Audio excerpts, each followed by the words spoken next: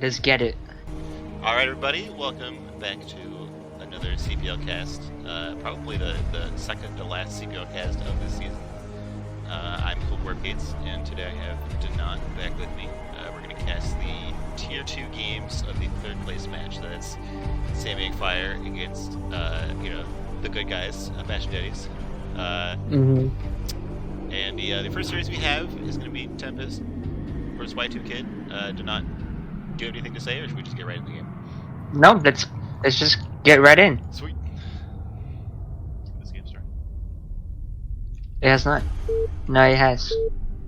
Awesome.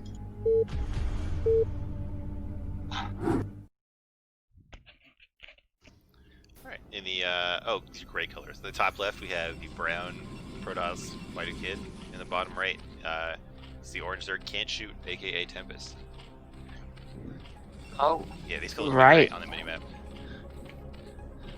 They do. They're not so great in person, like especially that Zerg skin. Yeah. Cause I don't know, it looks like a weird color. But yeah, they're pretty clear on the minimap, so that'll be quite helpful. Alright, so this map, Overwatch in this matchup, I mean, we say this a lot. It's pretty favorable for Protoss. It's just a lot more comfortable the longer the game goes on. It's not like an insurmountable advantage or anything. Like Zerg still has a good fighting chance. Yeah. Especially like if the games just don't go that long. I don't think this map makes that big of a difference. And for a tier 2, it might be a bit harder for the game to get all the way to late game. Right. I mean, you're gonna have to. I don't have much to say about any strategical PvZ anything, because That's right. You're Terran. You yeah, comprehend the game on a higher level. exactly. Anyways, looks like it's gonna be Overpool, I believe. Yeah, that's right. No, I think this is 9 pool. I think 9 pool? No, this is Overpool. No, I think you got it over right after. Overpool is before the pool. Oh wait. Oh right. Yeah. Oh, it is 9 pool. Oh man. Yeah. So this is a bit different. With an extractor trig even. So I don't know. I don't like this kind of play for Zerg on this map because it's a 2-player map. Protoss is going to see it. Yeah.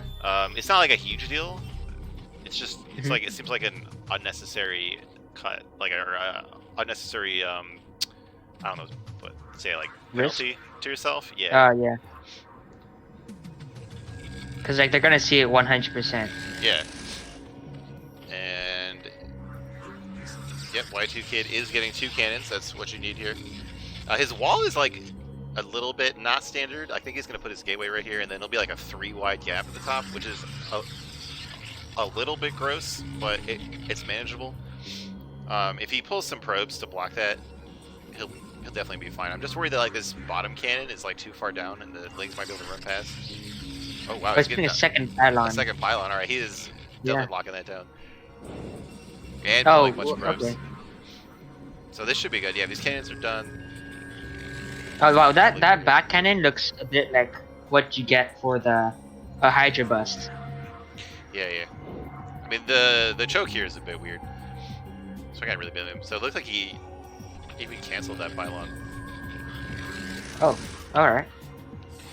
So his Nexus is going to be pretty delayed, but so is the Natural Hatchery, so I'd say this is fine. It's probably even, I would guess. Yeah, it looks even to me, to be honest. Just because Y2 Kid had to get that gateway before the Nexus. Right. But looks like Can't Shoot isn't really going for any Ling pressure. They just like force 2 cannons, and he's just gonna go on with like a more economic route. Yeah. It looked like he said to get that 3rd, so it's gonna look pretty normal in a second here. Probe Scout is able to get in. He's gonna see what's going on. Has to keep it alive for a while longer to see what tech route the Zerg player decides to get. Tempest, that is.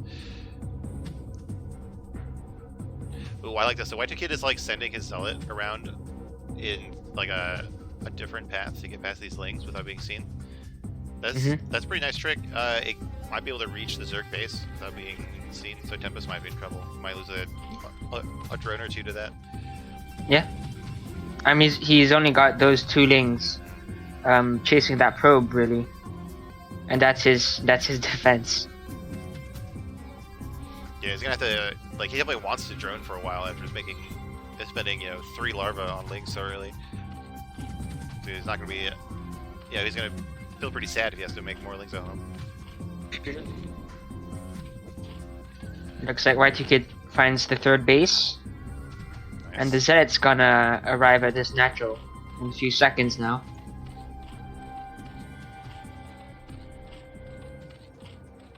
That drone is still in his base, by the way. Yeah, he's like not even trying to scout around, he's just hanging out. Alright, Oh, Stargate from Y2 Kid. Oh. I guess it's for scouting, right? Yeah, so he's because he sees a lair. Yeah, which is either mutas or lurkers, right? Yeah. That's good to know.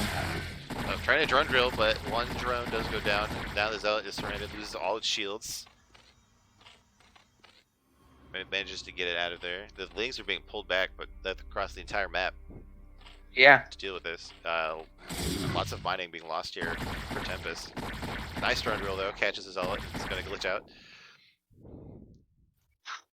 One drone. That's not too bad though, because he's got a full scout too. Yeah, that was overall very good for Y2 Kid. Mm-hmm. I mean, really, you just want the scout, right? Yeah. The drones are just a bonus. Exactly. So, plus, he had to make, what is it? He had to make one more lings. Yeah, one more set of lings. Looks like the Spire has just gone down for can't shoot, which means that he's gonna go into mutas. Right, but now, this is gonna give these Corsairs a decent window of time to do some damage. So he's gonna lose a few overlords if he's not too careful here. Yeah, he's pretty tight on money too, by the way. So every overlord that he loses is gonna make either the attack much weaker, or the attack much later, right? Yeah. Alright, Tempest's gonna get in here. He's gonna see the exact timing on the Spire. A nice little trick you can learn as a Protoss player is if your first Corsair sees the Spire is not done, you can kill at least one Overlord safely. Oh, good to know. Yeah, very handy. Looks like he is going to just check all the bases to take a look at the drone count. You're gonna see that Tempest has been droning. He's gonna look around for his Overlord. Might be... No, okay, he's gonna... Oh, it looks like he's deciding to play it safe and not focus down the Overlord. I can't really blame him. I think he'd probably be able to get that down, but he can't see what's coming out of the eggs. I mean, he doesn't even have enough to make any mutas. He just made one set of Scourge and that was it. Yeah. And it looks like Y2 Kid has stopped making Corsairs. He's just going into ground units right away. It's become a lot more popular lately to either just cut Corsairs completely or like just make one in Scout. I mean, if you wanna go Corsairs, I mean, Corsairs are great in like good numbers now.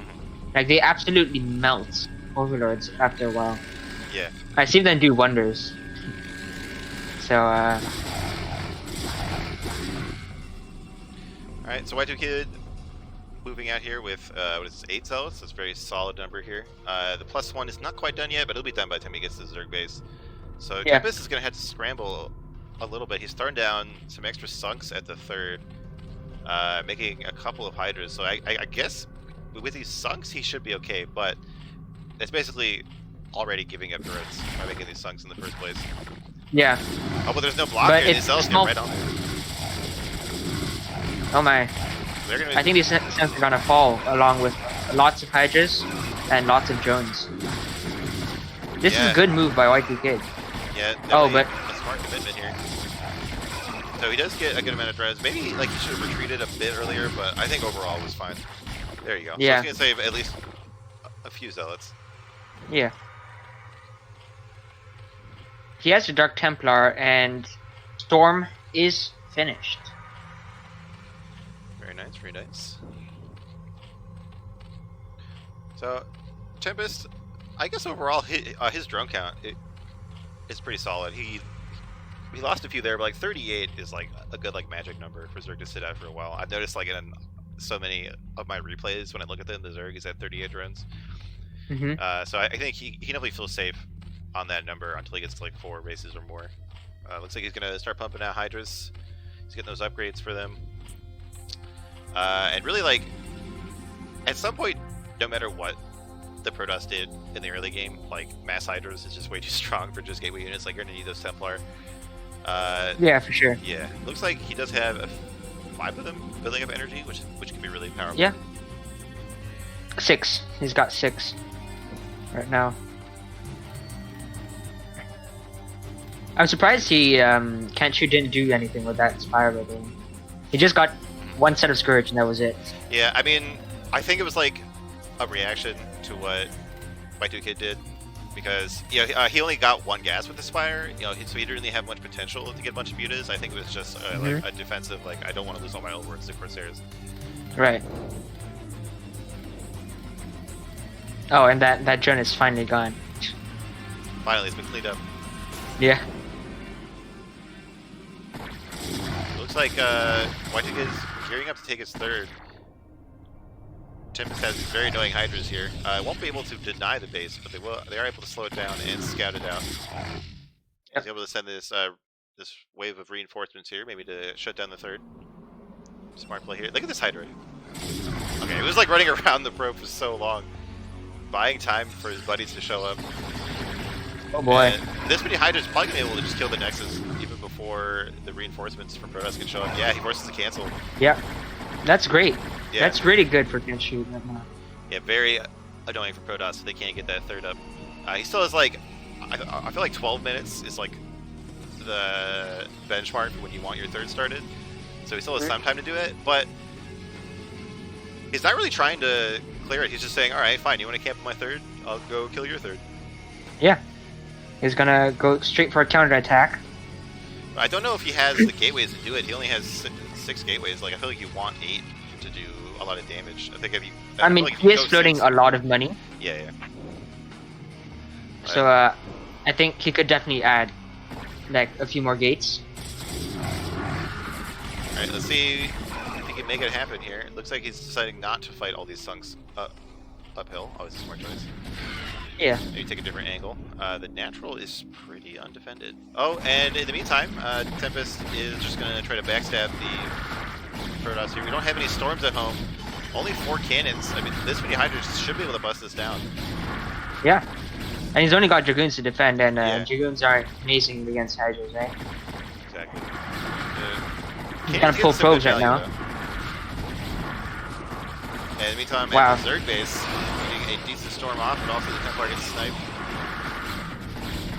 I mean, he's got, what, 5, 6? He's still got 6. Jesus. Yeah, he still has 20 storms left. So it looks like Y2Kid is getting the better end of this deal. By pulling the probes, he was able to keep those cannons alive long enough to cut down the Hydra numbers. And in the meantime, he's able to wipe out the Zerg army at home, but Templar can't fight Sunks. There you go. He finally gets a storm off on 2 drones, but some reinforcements from the 3rd base are going to clean up this attack. So it looks like both players are going to survive. And I guess I'm going to retract what I said. I think that was better for Tempest, because I think Zerg is always happy when both sides trade their armies like that. Yeah, definitely, because like they have that ability, I guess, to just make more units or less units when they want, right? Exactly. So they can definitely outproduce any other race. Oh, and now he's going to catch the 3rd again. He's going to catch this probe here. Make it take a little bit longer for Protoss to get that 3rd base up, and that's going to feel pretty bad. Yep. I mean, it's past that benchmark you were talking about, so... Yeah. But I think it's definitely going to be feeling that pressure. His base is, like... His mate's going to mine out pretty soon. And his natural is, like, halfway done, so he really needs to get that 3rd set up. And now we have Lurkers morphing. Y2Kid is able to catch it in time, but oh my god, the Goons block the ramp. Well, welcome to Protoss, everybody. Probably not enough here with this force to contest it. So, when these lurkers finish, it's going to be almost impossible to go up this ramp. A nice storm does pick off one lurker. I think he has Looks like observer speed. I like observer that. speed. Yeah. Oh, the anti-lurkers do finish. Oh, these lurkers. Yeah. So insane. Oh no, the observer, the speedy boy. Behind this, Can't Shoot is gonna take a fourth. He's getting that fourth up, and with no third in sight for Protoss, that's gonna be a very nice lead here for Zerg. And it's just hard for Y2 Kid to like build up his army fast enough to claim ground. Yeah.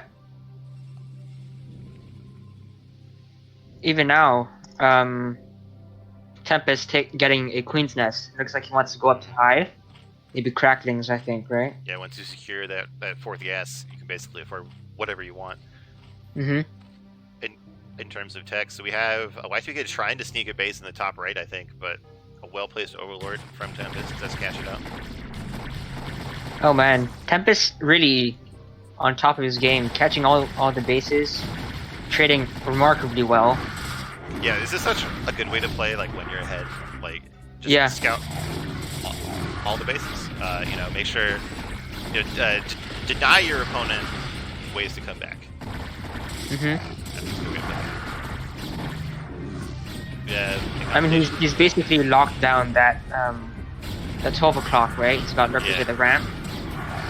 Oh no, these Hydras on move. Oh yeah. He's getting chewed up. Getting Hydra kills for free is always pretty nice. Yeah.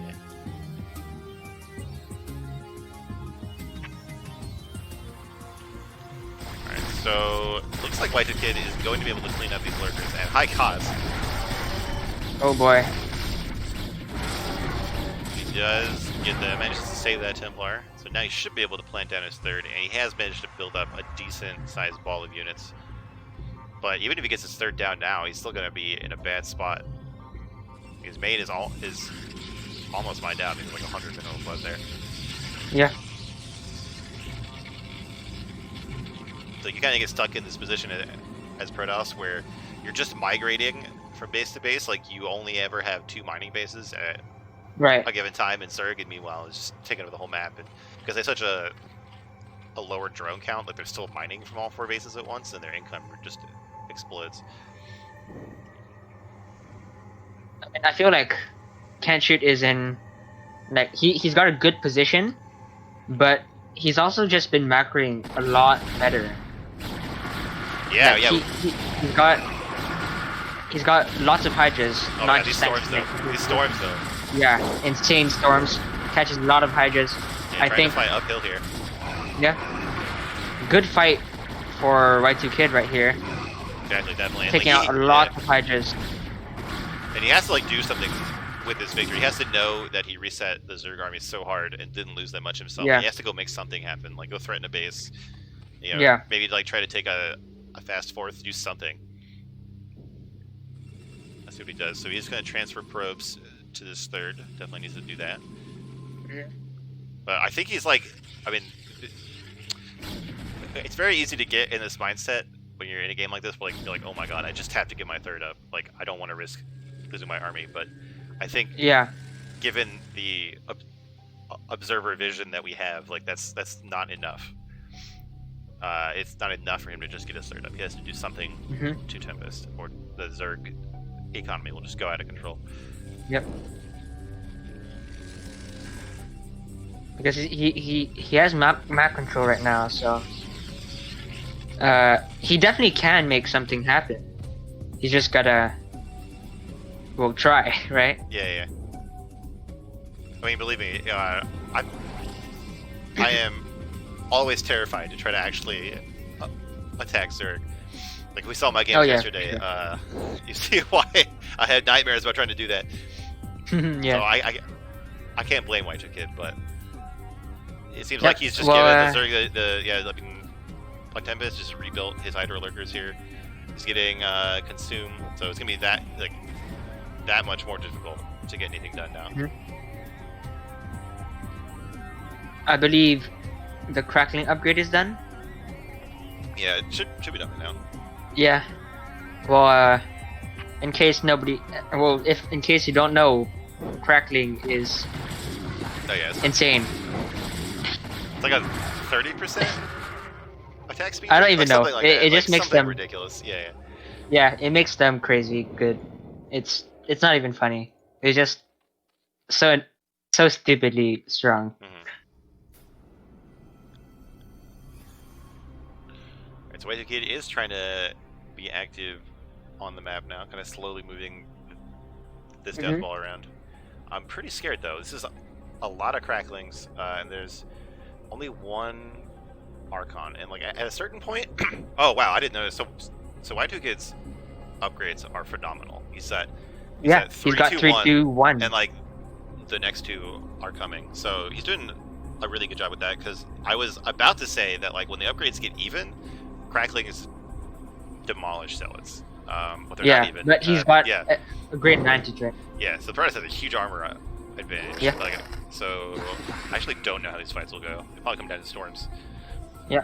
But I mean, the Lings are 1-1, and the Lurkers and Hydras are 2-1. Alright, so let's see how it goes here. Oh, this Observer being way too far forward. Oh, he does manage to save it. It's critical. This is the only Observer to fight any Lurkers.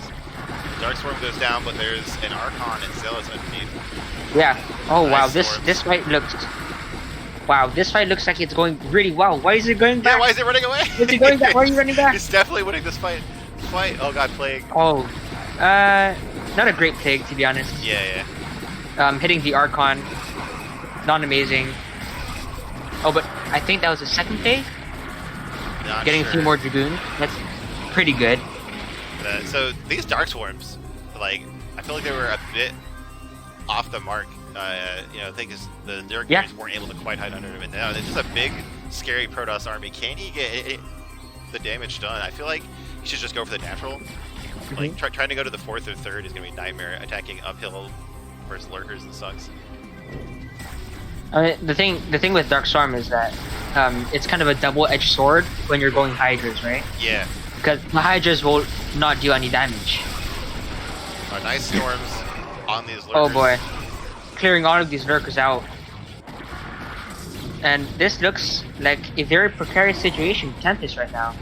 With Protoss right at his door. Get his army grouped up. I don't know if Y2Kid meant to leave this squad here. Okay, no, it looks like it was just a forgotten moment up here on the high ground here, but it was like cutting off reinforcements from the 4th base, making it so hard for Zerg to group their army up. And now this natural is definitely in danger. I feel like Y2Kid just needs to move over there. It's just too sucks. Like, he can just bust this. There's 2 Sunkins and like 2 Lings and like 2 Hydras underway. There's nothing. There's absolutely nothing there. Yeah. Oh, and he's trying to take a 4th base here in the middle of the map at the mineral only. You almost never see that base taken. I mean, he is lacking in minerals. Yeah. The Sunkins fall. He's being very safe here. Like, he's like not wanting to charge into the choke, but I don't think that's the right choice here. Yeah, I really think he should have went in much earlier, because then this army wouldn't have been there. But even then, looks like Y2Kid's gonna good enough here. Yeah, this is great. This is a fantastic position for Protoss. And GG is called from can't shoot, and Y2Kid takes the game. Yeah, there we go. I think a big deal here was the upgrades. Because at the end there, he had 3-1-3. Well, 3-3-1. Yeah, I think it was the upgrades and that that fight on that ramp where it just went so well for Protoss. And oh yeah, he lost almost spells. Nothing. Yeah, and like some big storms. Yeah. But like mid-game, Tempest looked like he was in a great spot. He looked so strong. But yeah, just those late game fights are so hard, especially like when you have that many cracklings. It's so easy to screw up and just lose all your units so fast. Yeah, for sure. Anyways, you want to do the introductions? All right, we have Tempest, aka Can't Shoot, fighting for Samyang Fire as the purple Zerg in the top right of Fighting Spirit. And in the bottom right, it's Y2 Kid, the orange Protoss for Bastion Daddies. So this is Fighting Spirit. Obviously, you know, the most normal map of all time. I like this this manner here from Tempest. Yeah. It's good that they're not lagging. Yeah.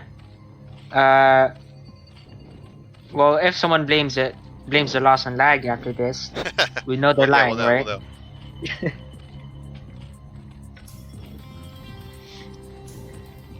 Alright, so let's see what happens this game. I'm curious to see... Oh, hold on. So we see a pylon in the main of Y2 Kid. Oh. A man after my own heart going for the 2-gate. I would guess.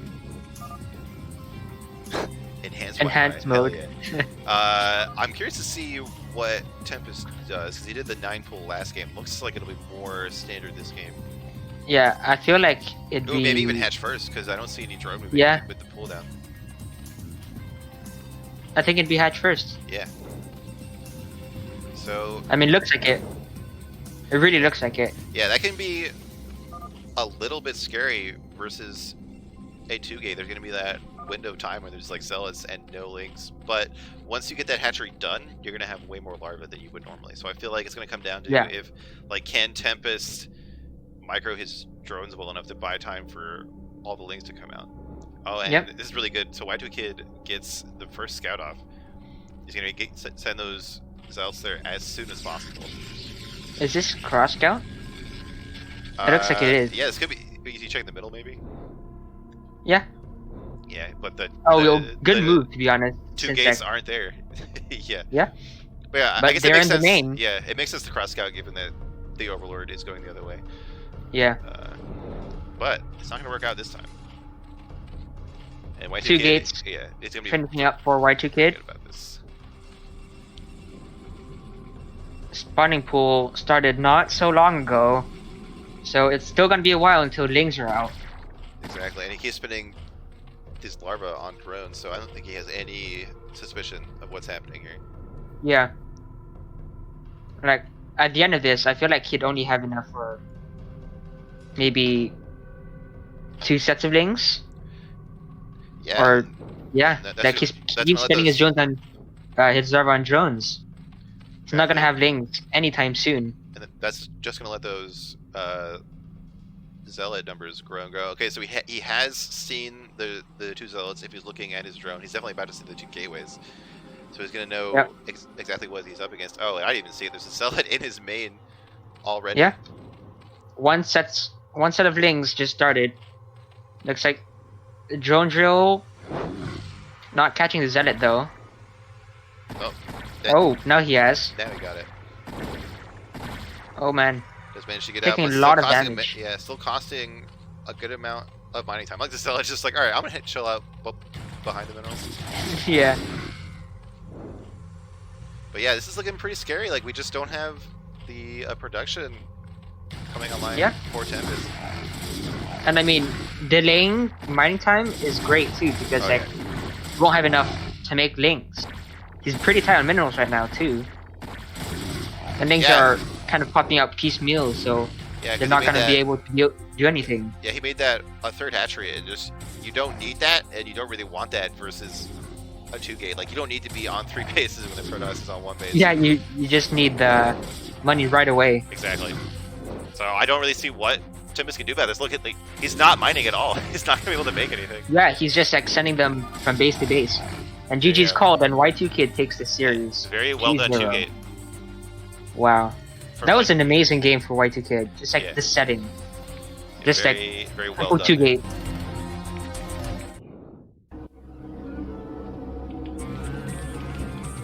Looks like Nablime has announced. That chat. Yeah. Let me update my handy dandy overlay.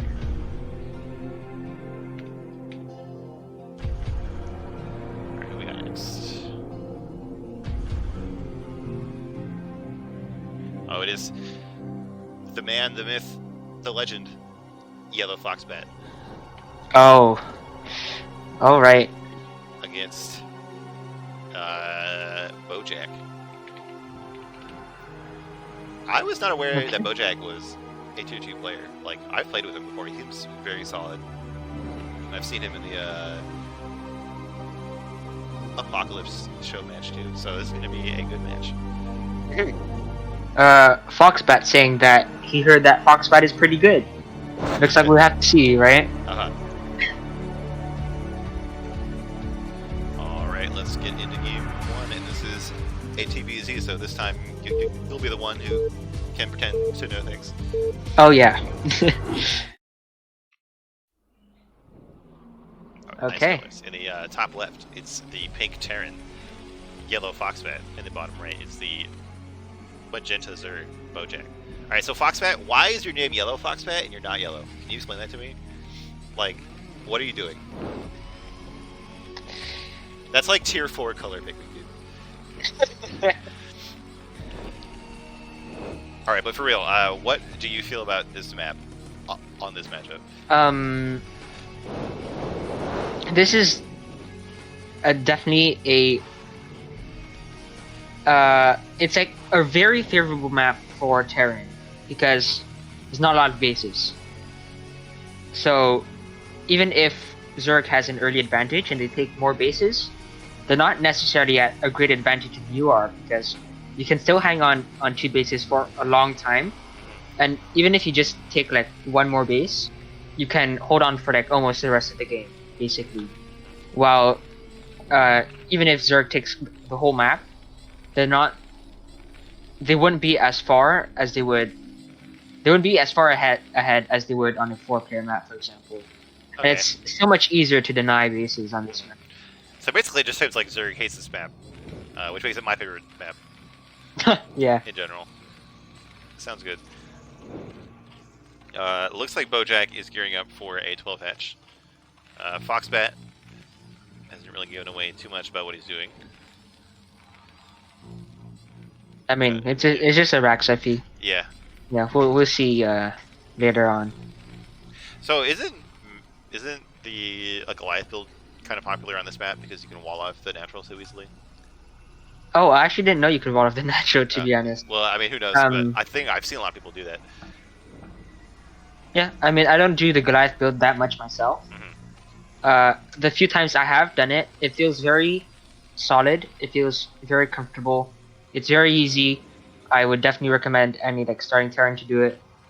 It's just very smooth, and like it's so solid against mutas.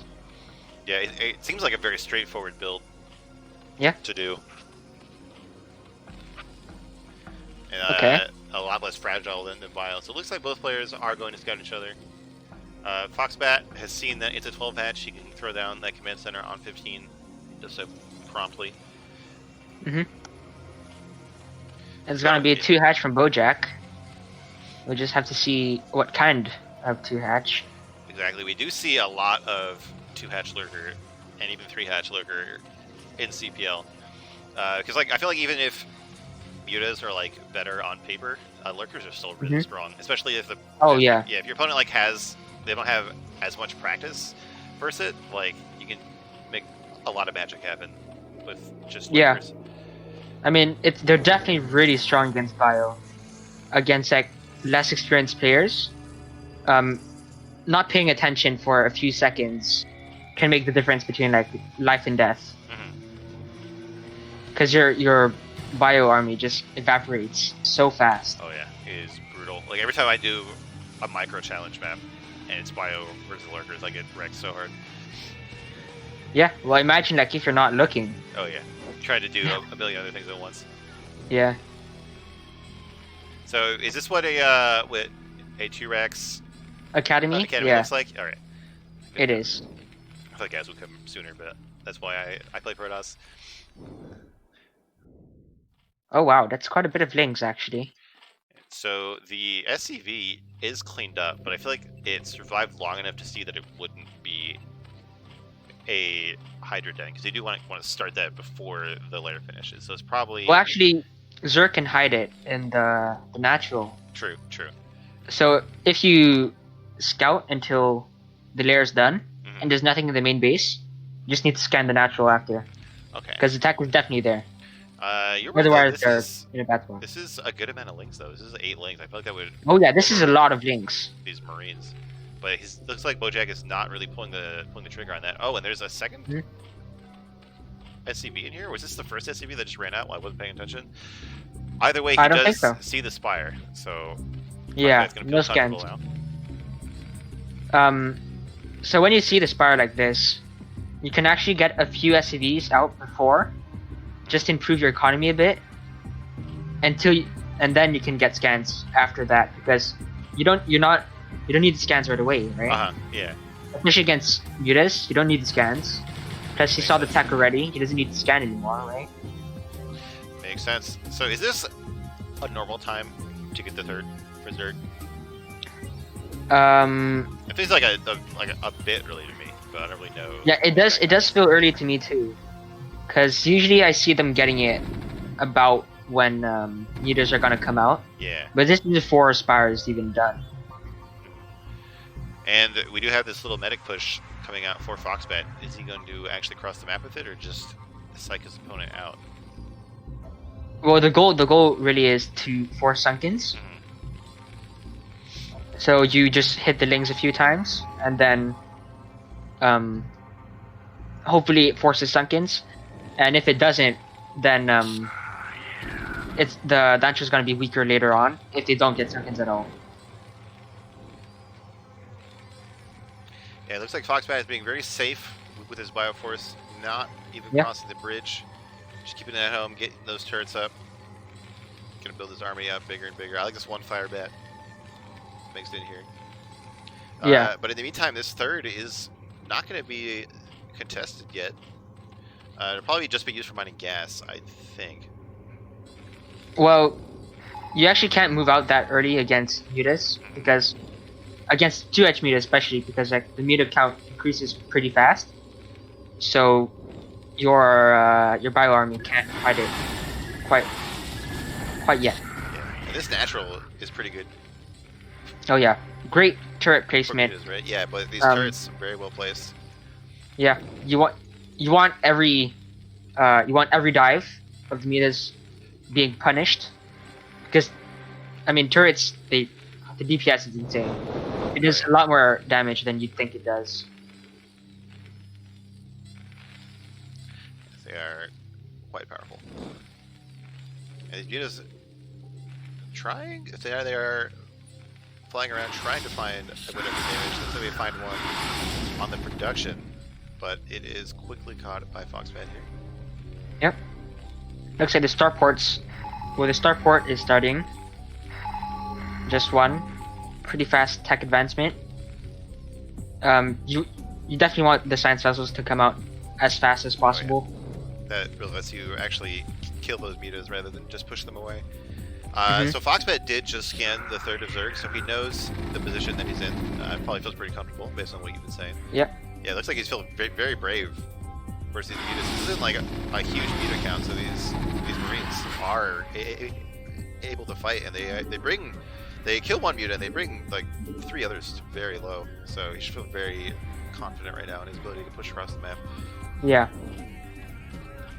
But Mutaling is pretty dangerous to fight, especially, well, I mean, because the Mutas can tank quite a bit, and then you have the Lynx dealing insane damage. But he has to engage all at the same time. Yeah. He really needs to engage everything at the same time, otherwise... Oh, that fire bag gets picked off. Absolutely sniped, but he loses like 2 Mutas to do that.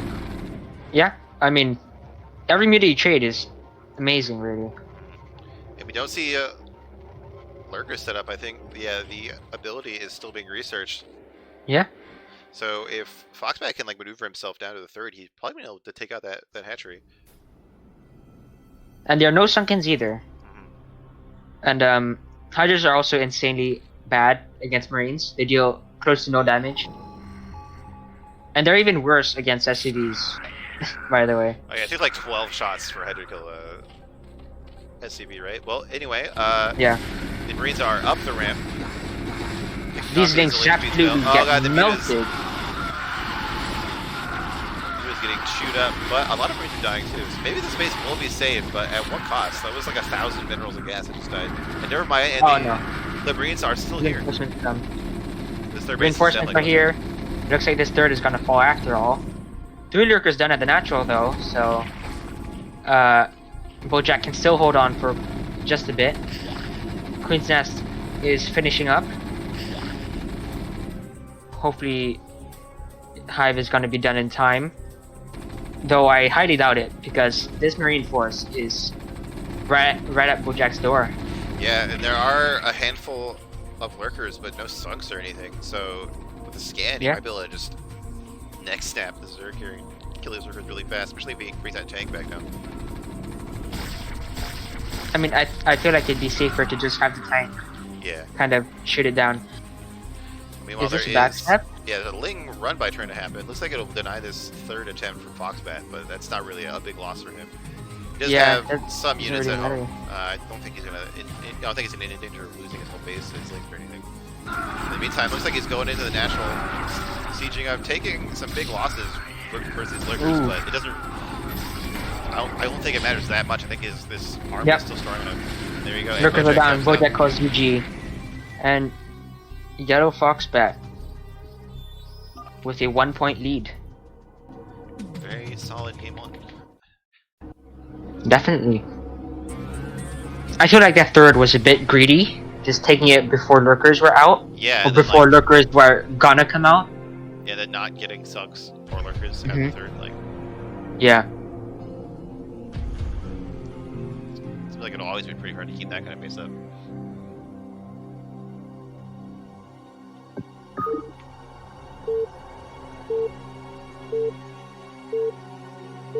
Alright, so let's hop into that second game on FS. There you go. So fighting Yellow Foxbat in the pink Terran in the top left, and Bojack in the brown Zerg in the bottom left.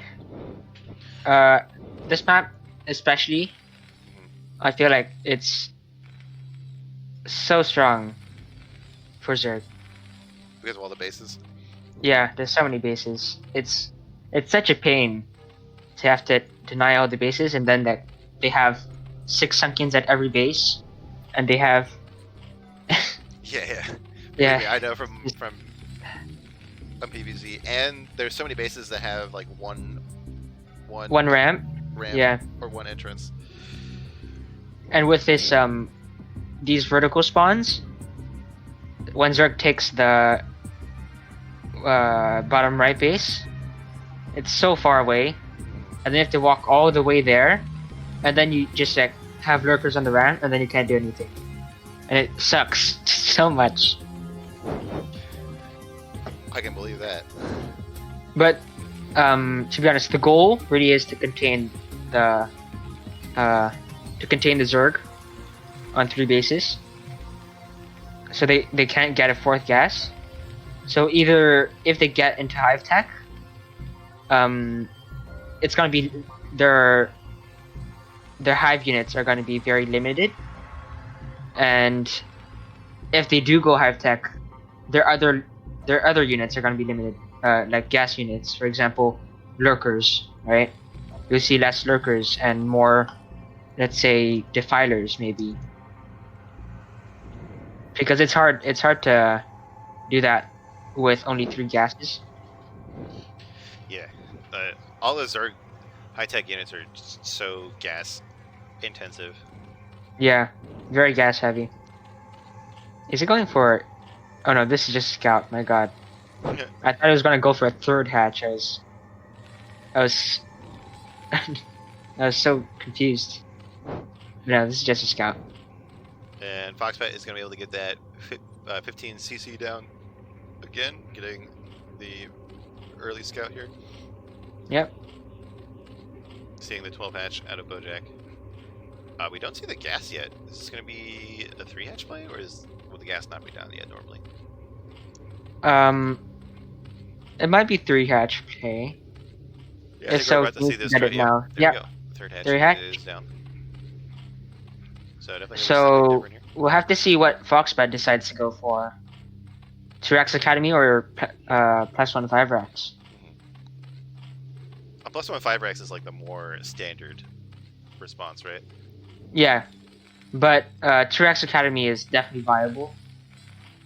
It's just that +1 5-Rex gets your +1 upgrades so fast. Looks like it's gonna be 2x Academy though, I think. Not quite sure. Foxbat isn't really spending his money right now. Like, if I didn't know better, I would say that she'd be getting a 3rd base right away.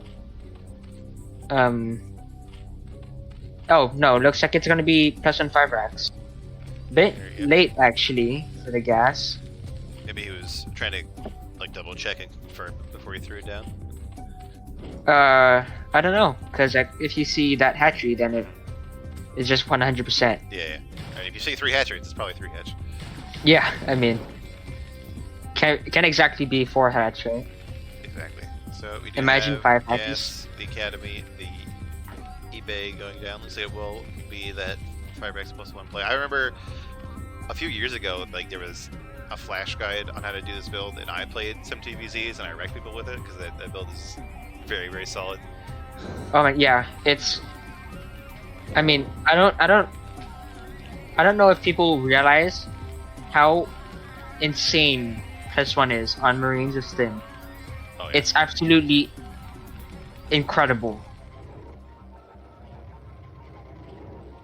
So if that scenario from last game happens again, where Bojack doesn't get his Sunkins, and Foxbat just walks in, nothing is gonna stop that. Absolutely nothing. And he gets his scout in here just in time to see the Hydra Den finish.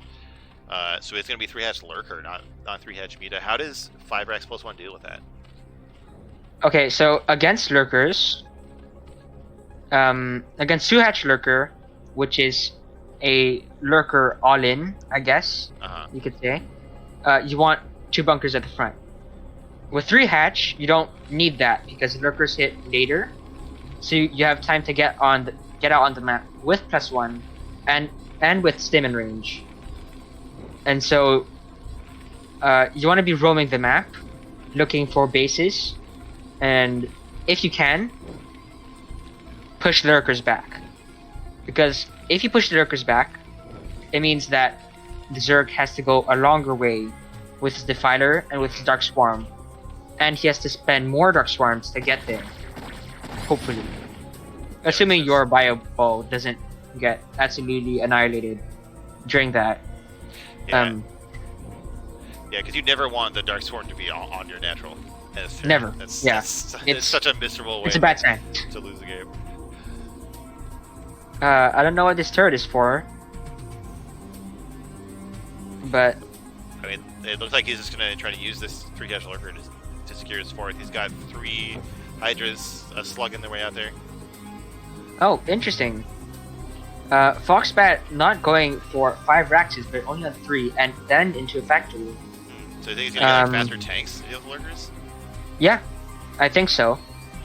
But I feel like that wouldn't be the greatest decision. I would have went up to 5 Raxes because with +1 you can definitely deal with the Lurkers quite easily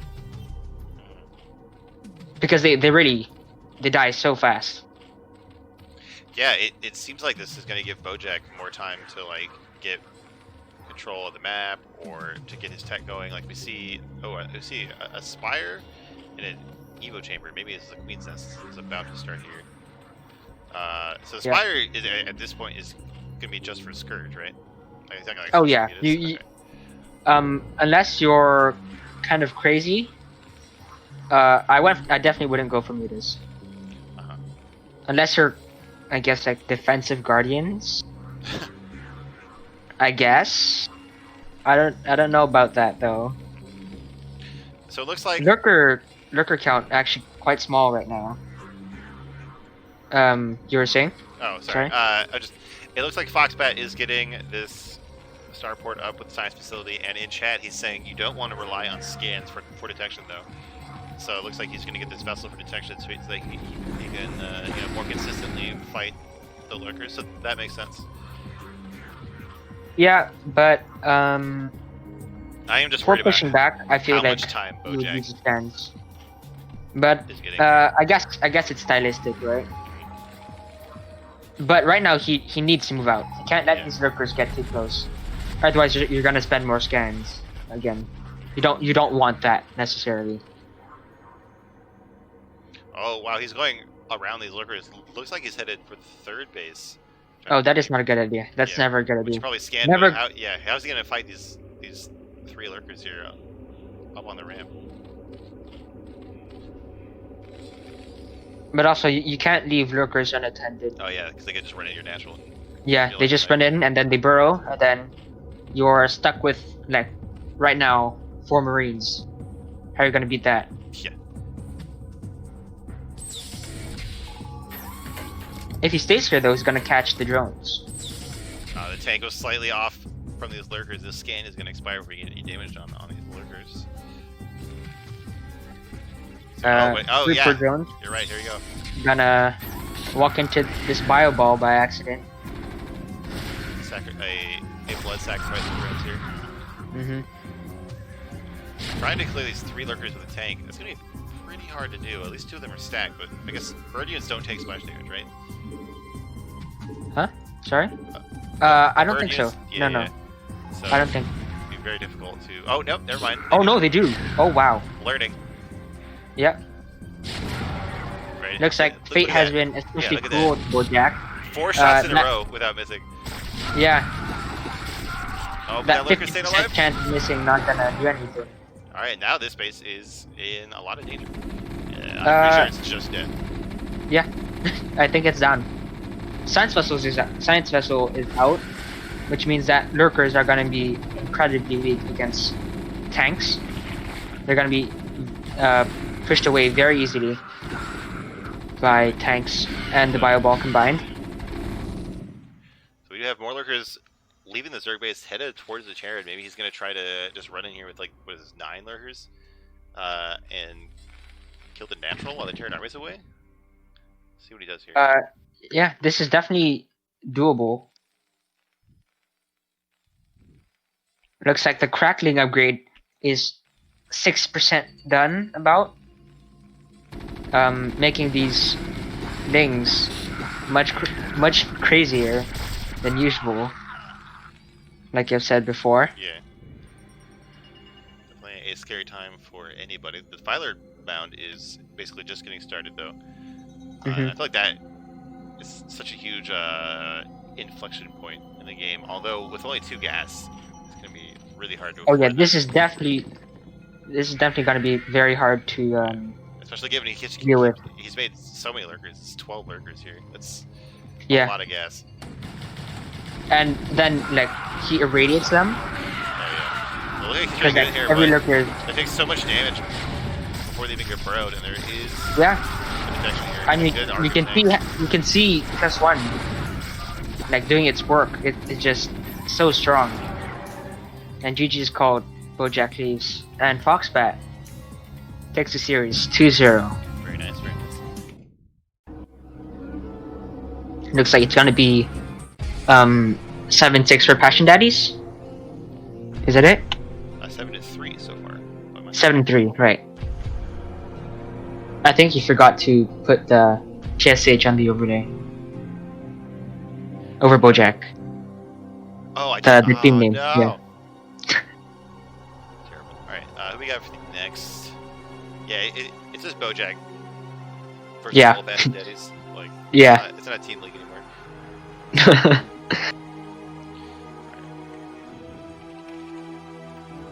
So next we have Goblin versus Yo It's Flash. I always thought it was Yoit's Flash, but then someone Yo, It's said, Flash, yeah. "Yo, it's Flash," and I was like, I thought, oh wait, that's true. Alright, we have a PvP on our hands. The matchup. Oh boy, this Gentlemen. definitely you're gonna have to help me out. I'm actually gonna take like a 3-minute break real quick so I get some water. Oh yeah, yep. Go ahead.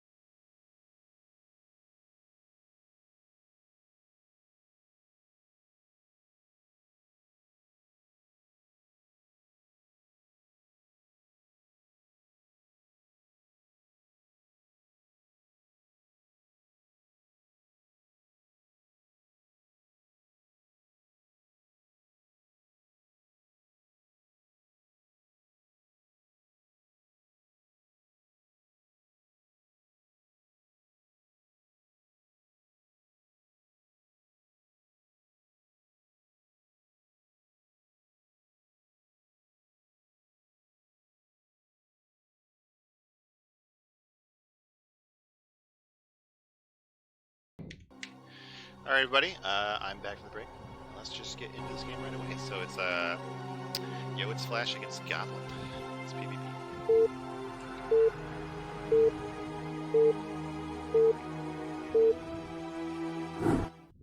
So,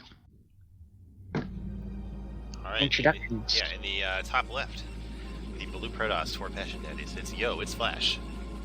And in the bottom right, it's the teal Protoss for Samyang Fire. It's Goblin, or Goblin. I know, I've cast this guy a few times. I love his name. I like the way he plays, so this will be a fun match. Who? Yo, it's Flash or Goblin? A Goblin. I mean, I like it's Flash too because he's on my team, so you know he's a good good person. Automatically. But. So, what'd you think of this map for PvP? All right. Well, anytime it's a two-player map on PvP, there's a higher risk of shenanigans. There's higher chance of 2-gate, higher chance of proxies, lots of cheesy stuff. It looks, so far, nobody's proxying anything.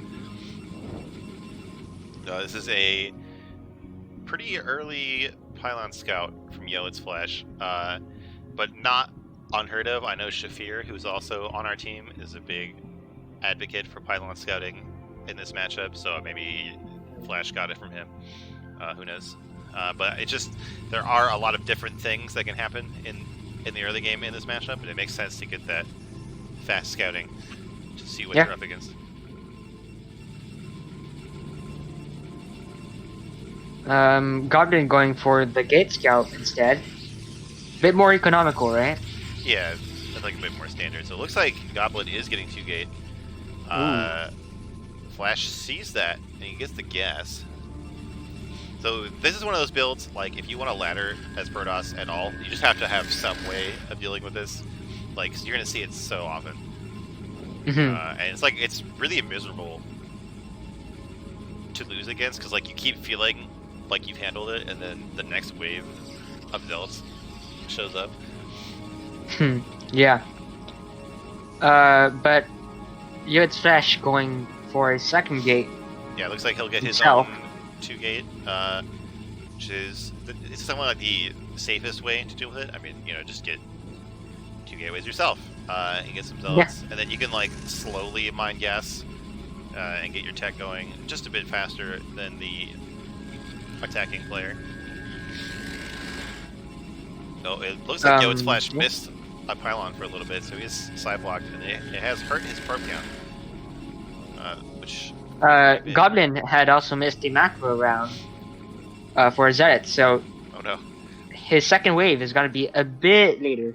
Well, his reinforcements are going to be a bit later than they should. Yeah, well, this looks pretty good for It's Flash then. I mean, he has 2 Zealots done before the first Zealot even gets to his ramp. Yeah, and his rally is much closer too, so...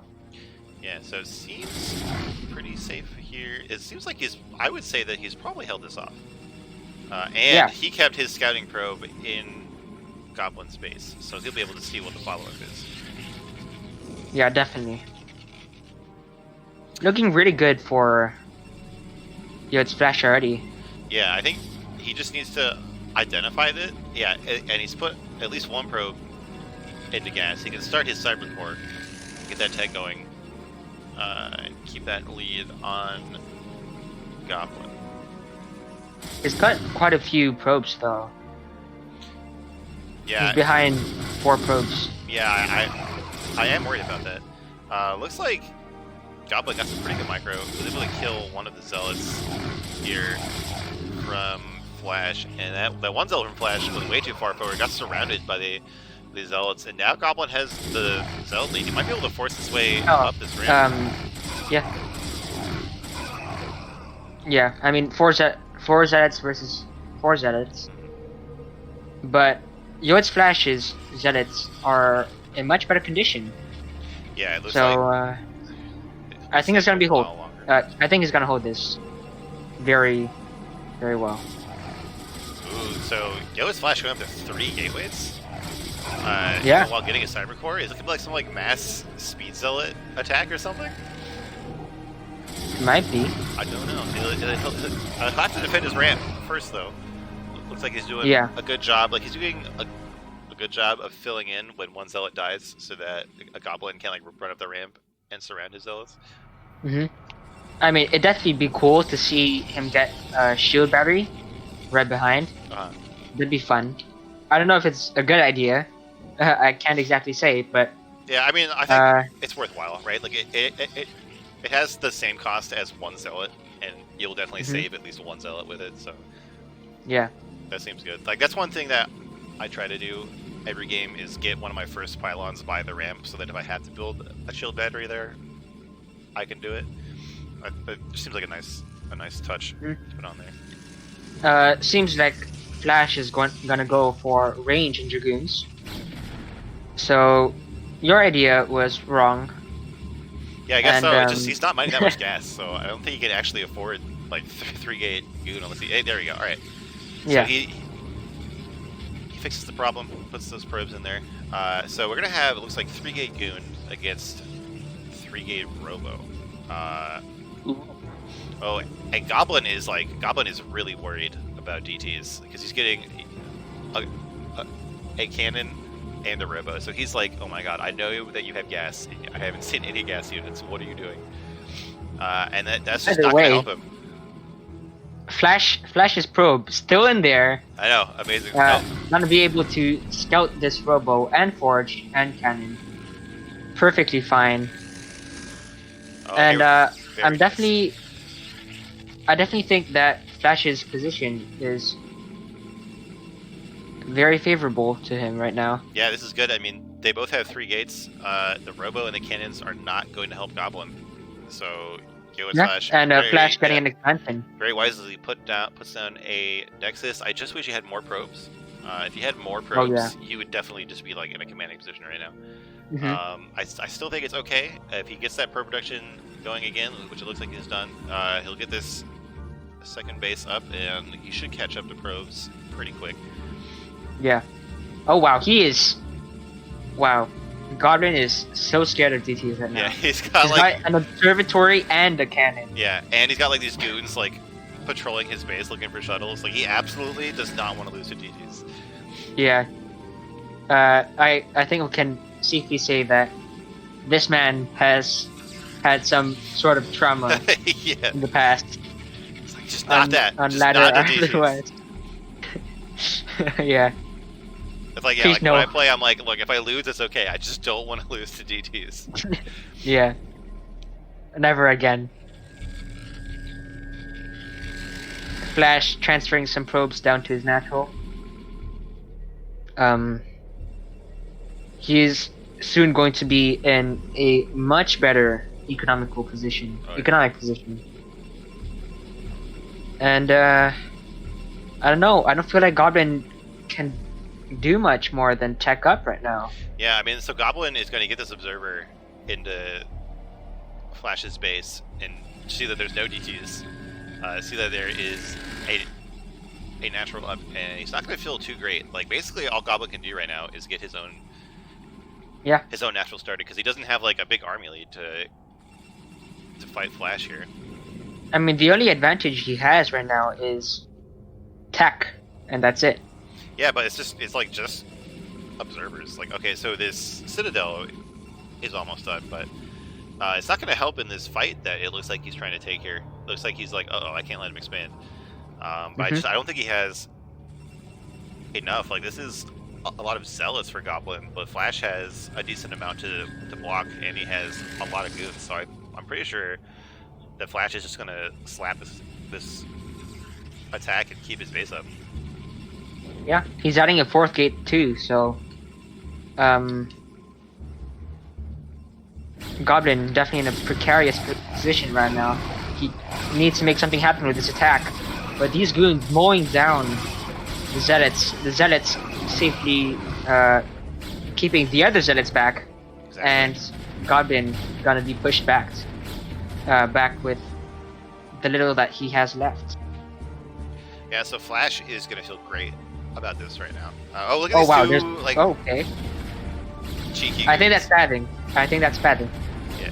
That dragoon. Oh, those 2 Dragoons. Yeah. That's pretty funny. But anyway, so the natural is like just started for Goblin. But Flash has had his up for a long time. He's basically caught up in probes. He's still got his unit production. He's getting his own tech. It's still a little bit behind Goblin, but I think that's fine for him. Mm-hmm. No legs, no +1 yet for Goblin. No forge for Yod's Flash yet. But I definitely feel that Flash should get out on the map right now and try to roam.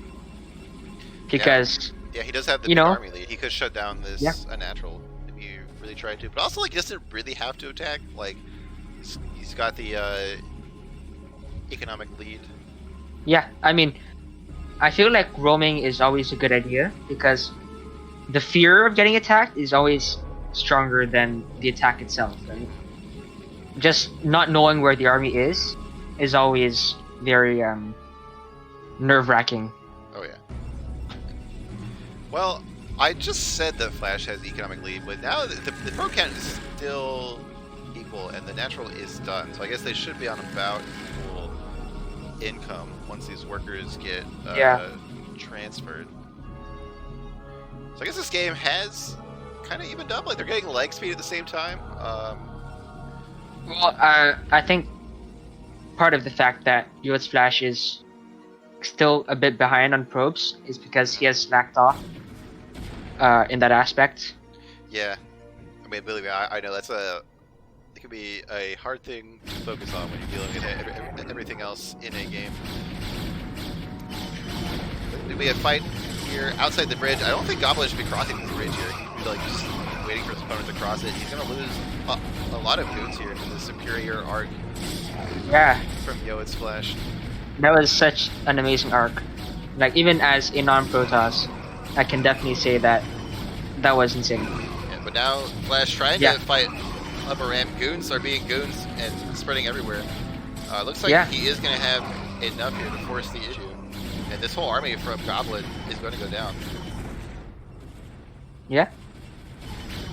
I think what Goblin needs to do right now is add a few cannons because he has a very small army. He needs those cannons. He's trying to build one, but they take like 2 years to make. Like, it's never going to finish in time. I mean, it does take about 2 years for the Dragoons to cross that bridge too, though. Fair. Yeah, look how much value he's getting on this bridge. Like, one goon at the front starts shooting, and the rest of the goons freak out and don't know what to do. Yeah. Zed's gonna die, though. Goon reinforcements coming over. And quite good production from Yod's Flash. Adding some gateways. Legs are done for both players, by the way. Yeah, you can definitely have more than 4 gateways at this point from both players. Like, we have like 6 or 8. Looks like he's trying to force his way across the bridge. Still getting caught in the choke here. Not able to get all of his units firing. Now, Flash setting up for a third base, though. Very nice. I like this position too. That's less likely to be scouted. I think there's enough defense here from Goblin that he won't die anymore. But he doesn't have an that cannon on the high ground and those 5 cannons on the low ground. I think that's going to make for a solid defense. Oh yeah, I didn't even think about this cannon on the high ground. I mean, that thing got like 2 kills. Okay. That's some value right there. So Flash trying to force the issue, but I don't think he has enough goons anymore. I think this is a mistake. Yeah. I think that was a bad idea, to be honest. Probably I don't know. A critical one, because he was able to cut down the army size from Goblin as well, but he could have just backed off and kept most of his goons alive. Yeah. But in the meantime, he started his third. He did shut down any chance of a third earlier for his opponent. So Yod's Flash going to try to get more ahead. He's got 2 forges starting at his natural. His pro production is resuming, I think. A Goblin getting in Templar Archives and +1. So maybe GTs are gonna come into play right now. Well, both of them are getting their archives actually. Yeah, we're gonna see Storm. Definitely, probably Mhm. a DTs too. They're still very good in this match. Yeah. But Storm is. I mean, I a don't- must-have. I don't see any observers from Goblin.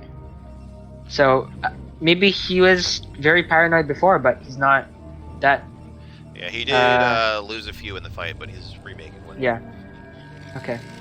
And so he's getting his own third up. It's about halfway done when the third of Flash finishes. So Goblin staying in this game.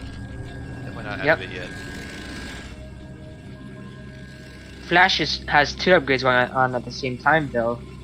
So even if Goblin will have +1 earlier. Oh no, they both have I saw upgrades. this second forge in the natural my Goblin. bad. So the upgrades are pretty close. Yeah. I think Goblin has them a bit ahead. Alright, so that's now, this is the big brain play from Flash. Because he didn't make as many probes, his main isn't mined out yet, so he's gonna get this income longer. Oh wow. The Goblin, like the mate of Goblin, is mined out before his third even finishes. Well, he's got more workers now. Flash. There we go. And he's transferring some to his third. So he made his first Templar into Archons. I don't like that. Oh. If there were a lot of Zealots, that'd be fine. But Goblin doesn't have that many Zealots. He's got like quite one a bit Archon of... and then keep 4 Templar. I think that would be a better. Yeah, I think that would be a better idea. But he's making a lot more. Oh, he's making like he's making a 6 lot more Templars. more. Good cannons for the defense. So Goblin and is these... the third. I don't know if Yoet's Flash has seen Goblin's third yet. Just an observer in the neighborhood. Maybe he'll move down to check for it. He's going to see all these units leave there, so he couldn't have that. Yeah. So it looks like Goblin is going to try to take out the third, maybe? Or maybe he's just grouping up his units in the middle and maybe go somewhere else. Oh, he's taking a very fast fourth.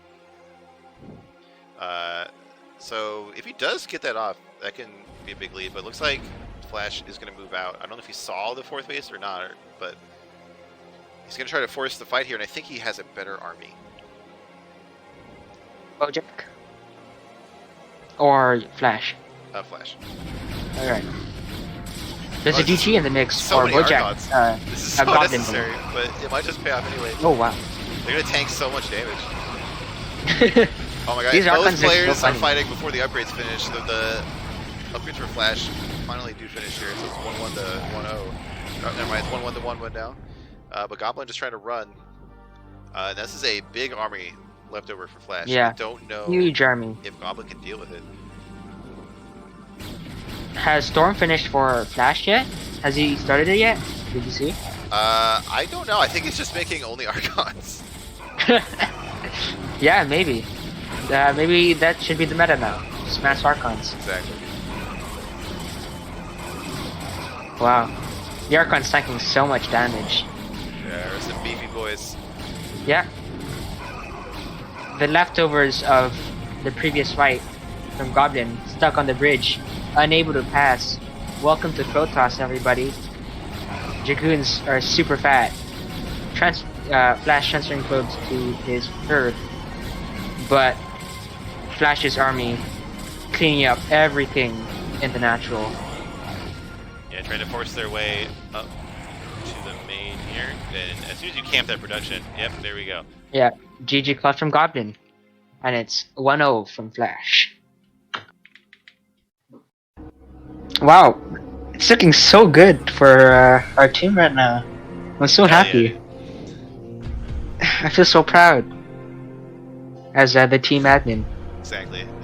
We bring it when we really need it, in the third place, not in the semifinals, in the third place match. Yeah. Well, if they kicked in late, they kicked in late. Can I say? Exactly. Alright, let's get it. Oh wow, New Silphid? Yeah, this is the wrong map, isn't it? I think so. Isn't it FS? Yeah. Disqualified. What's going on? Banned. Okay, whatever. Alright. FS guys. Yeah. Silphid. A fighting Sylphid. Yep. We have Yo, it's Flash fighting Compassion Daddies in the top position here, Blue Protoss, and in the bottom left-ish, it's Goblin, the Black Protoss. Alright, so I was talking about the possibility of 2-gate before, and we did see that last game. This map is like 2-gate heaven. The only map I can think that's better for 2-gate is like Medusa, but I also never want to think about that map again, so... What about,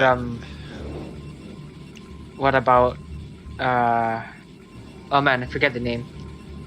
Bloodbath? Bloodbath, yeah. Yeah, okay, of course, but yeah, that's not really a map. It's not really a map. Yeah. Alright. It's just like spawn locations. Like yeah. in a file. Like it's like the same would qualify as a map. So we'll see what we're gonna see here. If Goblin went for a 2-gate on Overwatch, I would definitely not be surprised for him to go for a 2-gate here because it's that much stronger here because of the flat natural. Yep. Now I think, well, since Flash isn't going for a Pylon Scout this game, I think he only went for a Pylon Scout last game because he was thinking that there'd be a 2-gate, right? Yeah, or some kind of it's possible because it's a 2-player map. You get that scout in there yeah. and see if it was like a proxy or anything like that. So it looks like Goblin is going to go for the more normal 1-gate opening. And we see the same thing out of Flash, so we won't see any 2-gate shenanigans. Oh, what a shame. Wow, Goblin is ahead a worker? What the heck? What's going on? It looks like they're the same count. To me, it looks like his production is like half a worker ahead. But... Oh yeah, it is. Yeah, okay, there we go. I think it was a split. It might have been. That's why we aren't desynced, because there's some dumb stuff that happens when replays get desynced. Yeah. Let's see, but everything proceeding basically the same. It looks like Flash is actually getting that safety zealot while Goblin is skipping it. I don't know how much it'll matter this game. We don't see any like banner pylons or any kind of rush that would require a zealot to come out. It looks like Goblin is ahead by just a tiny bit. Yeah, his part production is just a bit more solid. Yeah.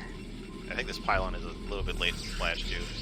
That's okay. Oh, so he okay. scares away the probing. It's like a delayed second gate. I know there's a build that I've seen where you get a 10 a gate on like 21. I don't think I've seen 10 to 17, but it sounds like it'd probably be about the same idea. You get those 2 gates earlier so that you can get some map control. It's not like an all-in tactic. Ooh, hold on. You see a pylon here at this base for Goblin that could be for proxy DTs, could be for proxy.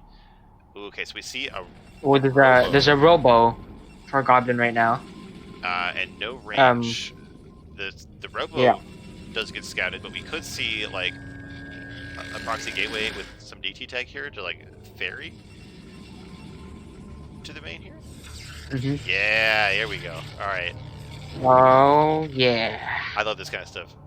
This is why, this is why PvP is the best matchup, guys, because we see proxy DT drops. That's the awesome. height of StarCraft. DTs. Yeah. Looks like Flash is going to get a robo after his 2 gates, so he could have observers in time to deal with this drop. It's also possible he could just accidentally scout the proxy with his first observer if he sends it to his opponent's base. Yeah, that would suck for Goblin, by the way. Yeah, that'd be unfortunate. Let's see how it plays out here. I feel like if you are going to do some kind of DT drop, you want to do Citadel Robo. Like, you want to do Citadel and then Robo, not Robo and then Citadel. So it's not going to line up exactly perfectly here from Goblin, but the potential is still there. Yeah. Let's see what's... Robo finishes for Flash. We're going to see an observatory. Yes. Yeah, there it is.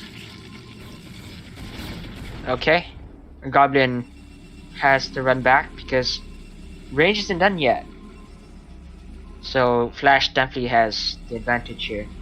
And if he can spot like that small discrepancy, maybe he can suspect like something. Yeah, I mean this is like a small amount of goons to have at this point in the game, and if Flash like forces the issue here, he might just kill his opponent, like because these gateways are gonna make. Yeah, maybe. It's I don't know. It's possible that DT might spawn in time to save him, but if the DT is in Goblin space, keeping him alive, it's not killing any probes.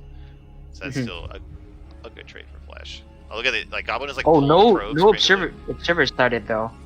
Uh oh. Here we go. The attack is coming in from Flash probes, trying to block, not quite catching the Zealots, but they do keep the goons out of space for now. Okay, so DT there is done. A DT. Flash should know what's coming. He should start an observer. Yeah, as soon as he possible. has. There we go. All right, so Goblin is going to keep his main alive, but he's kind of giving away his hand. Yeah. Oh, the shuttle. Oh my god. Oh yeah. Ooh. Every second that the shuttle is not flying in the right direction is great for Nerve-wracking. Flash. Yeah. Oh man. Yeah, like this DT is not threatening at all. It really doesn't matter that the observer wasn't quite ready in time. Well, observer's out already, so. Yeah. So now he's gonna be safe if this drop ever does make it out there. More goons for Goblin now. Yep, he's got the goon advantage right now. Flash sees because, that and does pull back. Yep. I mean, Flash kept his goons at home because he was scared of the shuttle dropping in DTs, right? Exactly. Okay, that shuttle is about to make it to the main, but we do have an observer and some goons set up to defend, so it should be denied. Yeah. Should be denied pretty easily. Immediately. Oh yeah. Maybe gonna get one kill at most. Oh no, he didn't get it. Not even. We do have a lot of goons out here for Goblin. Flash is gonna have a hard time busting out through this little choke.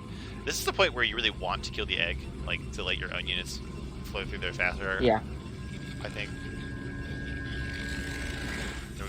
Okay, we're gonna see 4-gate goon out of Flash. Not gonna bother with Reapers or anything like that. He's gonna get his own Citadel. Oh wow. Did you see that? He just like shot the other goon through the wall, basically. Yeah. EXE in chat pointing out that Goblin has 300 APM. That's not bad, especially for a tier 2 player. What's he doing with his 300 actions per minute? Yeah. He's gonna need that if he tries to win this game with his Reaver that he's getting.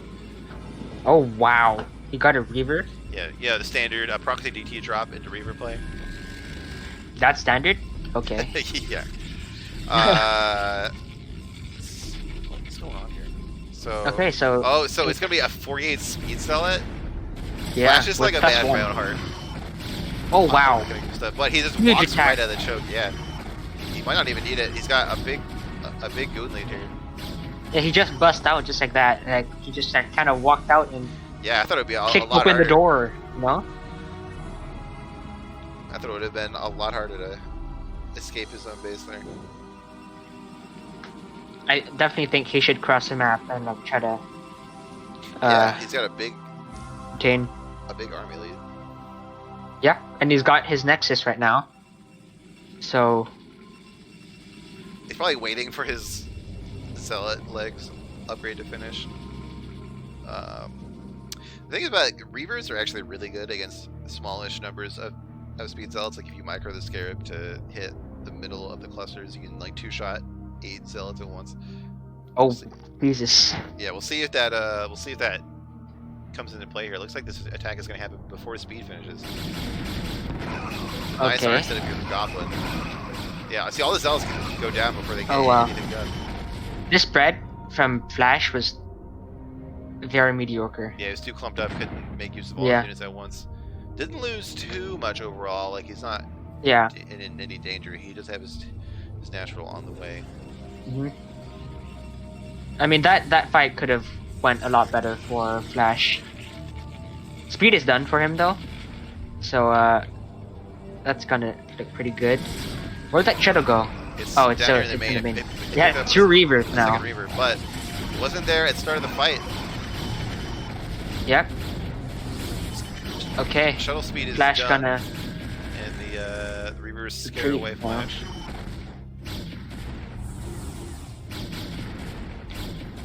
Where are these reinforcements? Has he not been macroing? Shame. It's possible. It The looks shuttle that way. kinda- There's 4 gateways. Looks like we have 4 goods on the way. The shuttle is going to go to the main. The probes are pulled to go to the natural already. It looks like he pulls the rest of them. How much damage are these 2 boy. Reavers going to get done? So we'll pick off 1 goon so far. Meanwhile, the defenders of Flash are headed. They don't really know where to go. They're going back and forth here. I don't know why. I don't think Goblin should be retreating from the natural. He's got a big. Yeah, he needs to push. There's like nothing there.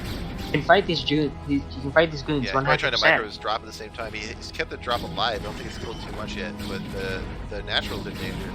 Flash can't defend both these friends at once. He brings these goons from his main over to his natural, but that could be a window for Goblin to come with a drop, and here he comes.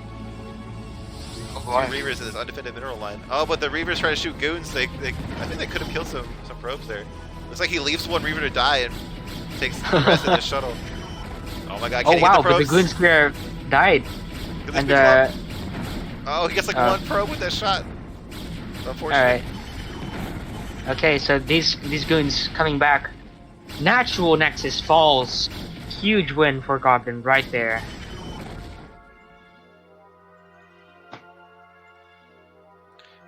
Alright, so overall Now, this looks pretty good for Goblin. He's still got Yeah, a Reaver he's got alive a and lot broken. more goons right now. GG well played, Cup from Flash. Alright, 1-1. well, so I think what happened was that was actually game 3. But I only have 2 replays for these guys. So I think maybe game 2 didn't get uploaded. Yeah, that might have been it. That might think have been it. we missed game 2, which Goblin won, and we just saw game 3, which Goblin won. Yeah, let me see real fast. Yeah, you're Okay, yeah, so Lloyd's Flash lost okay. 1-2. So that was the 3rd game. Okay, so we just didn't get game 2 somehow. So, Samyang Fire Yeah. is able to put another series on the board. So it's 4-7 now. Yep. Alright, we have next. We have Mech versus Ziggy Stardust. Right. Ziggy Stardust, is that a Protoss player? Yes. Wow, I'm so good.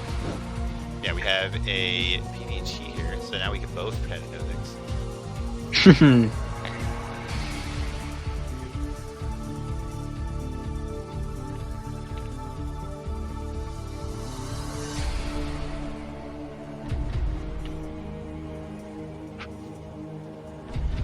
I mean, to be honest, CVP isn't my strong suit, Oh, so I can't claim to yeah, it's know a lot about it. It's my worst matchup too. Like I know it's like supposed to be the matchup that Protoss is good at, but I'm really bad at it. Yeah. I'm so bad with recalls, like it's just disgusting. But anyway, in this game, what is with these colors today? People keep picking really similar colors. We have the pink Protoss Ziggy Stardust, the Samyang Fire in the bottom left. It's the purple Terran mech for Passion Daddies. Yep. Man, purple is my favorite color for remastered. I don't know. It looks so good. It does look nice. It used to be blue, but now it's purple. I can thank some UMS maps for that. Yeah. Well, it's Fighting Spirit, the most standard of standard maps. I'd say something about it every game. In this matchup, so the thirds, like once you take your thirds as a Terran player, they're very safe. But if the Protoss gets a decent amount of units in your third before you take it, it can be a nightmare to actually Oh claim yeah, your third. definitely. So, the advantage for FS is that breaking your natural is super hard because you have that high ground overlooking it, so you can siege tanks there, and then it's such a stronghold. You have such a stronghold on the choke. Oh yeah. But taking a third is not easy, to say the least. Exactly, Not but it's easy at not all. every game that the Protoss is even like in a position to contest third, so it doesn't come into play Oh necessarily. my Oh, hold on. god. We have a 12 next. Oh boy. All right, so this is definitely what they would call a scumbag Protoss build. You know, if the Terran doesn't scout it, it can pretty much just like automatically win the game. You get that big economic lead. There's a couple of responses Terran can do, like you can pull the boys and try to bunker rush. You can go really fast actually, with drops. you can't. Since it's cross bonds, Yeah, you can't do that. yeah. So I don't know. It's so lucky for Ziggy Stardust. Yeah. It's so lucky. We'll have to see what mech does in response. Like a lot of people try to 2-fag, but I feel like 2-fag is actually pretty bad. No, it's not good again. Yeah. 12 next is actually better against 2-fac. Yeah. I don't remember why, but it is. It's because like you get the 2 gateways worth of goons online faster. Like it just like the 2-fac takes too long, and the 12 next is like already starting to pay off by the time the 2-fac gets there. Yeah, so Mech is gonna scout this Nexus when it finishes. Yeah. And that's gonna feel pretty bad for a Terran. Yep. I mean, the thing is, against TVP, you want to end scout. So you scout the 2 close spawns first, and then you scout cross. Because if they do 12 Nexus, you can, if you scout it second on a close spawn, you can still bunker rush it. Oh, but that's a nice tip. if it's cross spawns, even if you do scout it second, you can't ever do anything about it. Wow. Because it's too far. Yeah, it looks like Megas is going to throw down his own expansion as a response before his factory finishes, but not nearly as fast as the Protoss one. Yeah. I mean, it sucks. It sucks to see. Oh, yep, it is just a very brutal position for Mech to be. I mean, Ziggy is just so lucky to be class 5. He is so lucky. I cannot overstate it at all. He's getting a Citadel right away. What the heck? Oh my god. See what I say? It's scumbag Protoss. 12 next into DTs. Hell yeah. I wouldn't say it's scumbag Protoss. I just say Protoss being Protoss. Yeah. I'm Protoss, and I would say that it's scumbag Protoss. It's pretty awesome though. Like I love this kind of thing. Like who expects DTs after a 12 next? Like we don't see any sign of like eBay or Academy or anything coming out here. Yep. Wow, Starport. Looks like it's gonna be drops. Fact CC port. So drops, yeah. Yeah, drops are a good way to deal with 12 next. The robo is delayed normally, so they don't have detection to deal with those mines, and it can be hard for them to cover all the ground that the drop can threaten. But I don't know how it lines up against DTs. I don't know. I feel like maybe the Terran comes out ahead, like the drop. I don't know. I'm not sure because like mines can deal with DTs, but like, are they gonna know to put down mines in their own base like before the DTs get there? I don't know. I don't know. I think. I feel like it's gonna be like just DTs, no shuttle or anything. Yeah. But so. I don't know. I feel like he could just put like a few mines here and there, cause two mines kill a Dark Templar. Yeah. A Dank Templar. So I don't know. I don't know how he's gonna deal with this because he's going drops and he's getting a catting right after it. And an eBay. So maybe he is aware that this is a possibility. Oh my god! And Ziggy's getting a third base. Oh my god! At What 6 a minutes. greedy little. The Podcast. 12 decks into DT into the third base. So the Oh my SCV god! scouts What the third base at least. And he gets a forge for the wall. Yeah, What a that guy, forge- man! Yeah, What a that guy! forge He's will just help him versus drops later. Probably not against the first wave of drops, but against the follow-ups. All right, so we do have these vultures crossing the map. They're gonna scoot right on by these DTs.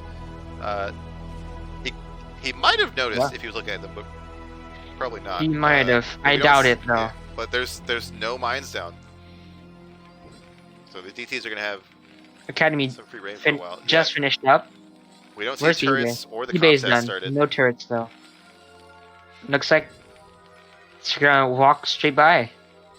Waltz into boy. the. Oh, nice. And split the DTs, so it's two different areas for Terran to focus on.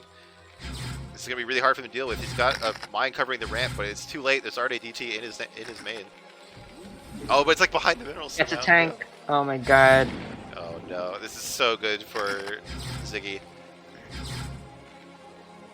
Able to shut down mining and kill a good amount of units here. Looks like he's gonna walk into mines, maybe? Nope, he smartly pulls it back, and in the main, the other DT has got 5 kills so far. Wow. That's one. That's a lot of. That's a lot of mines. Yeah, and like these are all mines that Seven could be kills? like at the third 7 Protoss kills. or like or like Oh my god. Oh, nice surround with the SCVs does Ooh. prevent the DT from escaping the scan zone, but there's still one here. Oh, the turret finishes. Oh, turrets. Yep.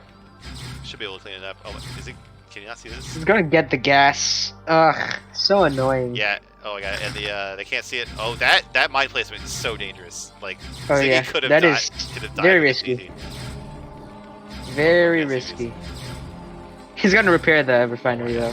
What is that? Oh, That's that's funny. spooky. That mine placement's a little spooky. Oh my god. Oof. Second one. Looks like I'll get it. Alright. Very nice. Very clean defense. It did take up a lot of his time though. Yeah. Meanwhile- I think it. I don't know. I think Ziggy did really good with that. Like he killed at least 10 workers, killed a tank, cost a ton of mines, and he has his own third up. He's got more than double the probes. This is why Terran players are like unhappy people. Like games like this, like Yeah. this is what turns like a bright-eyed, optimistic youth into like father.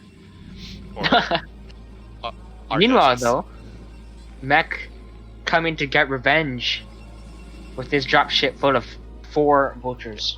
Look, I hate vulture drops, but like even I think it's gonna be hard for this vulture drop to make up for the damage that Mech has taken. Yeah, he's gonna kill like Yeah, let's kill like More than 30 30 probes. workers. Yeah. he has to kill more than 30 workers. So you can do. So he's got jumping a few here. He's smartly Okay, going to two split up. two his per workers. mineral line. That's Yeah. really smart. Oh my god, he's gonna Mine the he's gonna lay mines over. Oh. Oh, that is so smart. That's so evil. Oh my god, no! But the micro from Ziggy picks off the mine. Oh, before it go observer! Observer just came out. These mines But are not yeah. gonna do anything. Amazing Sim City, by the way. Oh Locking my on- god! Yeah, wow. That's so stupid. I didn't even think about that earlier. Yeah, this is the kind of thing that I should be doing when I play this game, but instead I have gateways everywhere. Yeah, but very the thing nice is, Sim City. that if you do something like that and there's like no entrance, he just drops behind the middle line, Mhm. and then you can't do anything about it. Yeah, you gotta like, what can you do? Like you gotta walk the Dragoon Yeah, so, like, between the pylon, between the busting gates down into the pylons middle in your line, gates and digging have them into the- bitch yeah. out. It's very precarious. It's like a double-edged sword. But in this case, it worked out so well. Yeah. He got like 4 or 5 kills maybe. This is Not really much. Nice SimCity. I don't know what Mech can do to come back in this game. Yeah, that 12 Nexus is just like, I don't know. It just did its thing, you know? Protoss broken race. Yep. Terran 2 week. Please bump. Mech, trying to do all the right moves now, you know, trying to block possible Nexus sites with mines, but just hasn't had time to do it, and we see Ziggy's taking a 4th base. Like, oh my god, dude, leave him alone. It's like Terran is still on 2 bases, and Ziggy's going for 4 bases. It's just this is so mean. This is just like an economical beatdown. Exactly. From Ziggy Stardust. There's more Nexuses than there are factories. Like, yeah. This is it's looking pretty dark for Mech. I mean, +1 isn't even done. My god. +1 is done for the Dragoons, though. Oh no. This is like Mech is losing in every aspect. Absolute brutality. Yeah, an Arbiter's out. A Dragoon stuck between 2 gates, the Citadel and. How did it even get the there? Archives now. How did it even get there? I think it spawned there. I don't know. I guess like there was like a goon standing at this corner, then I guess maybe it would have popped there. I don't know. Looks like Recall is gonna finish up though. Oh, did he get recalled before Stasis? Yeah, he did. Wow. Recall's done. Storm just started.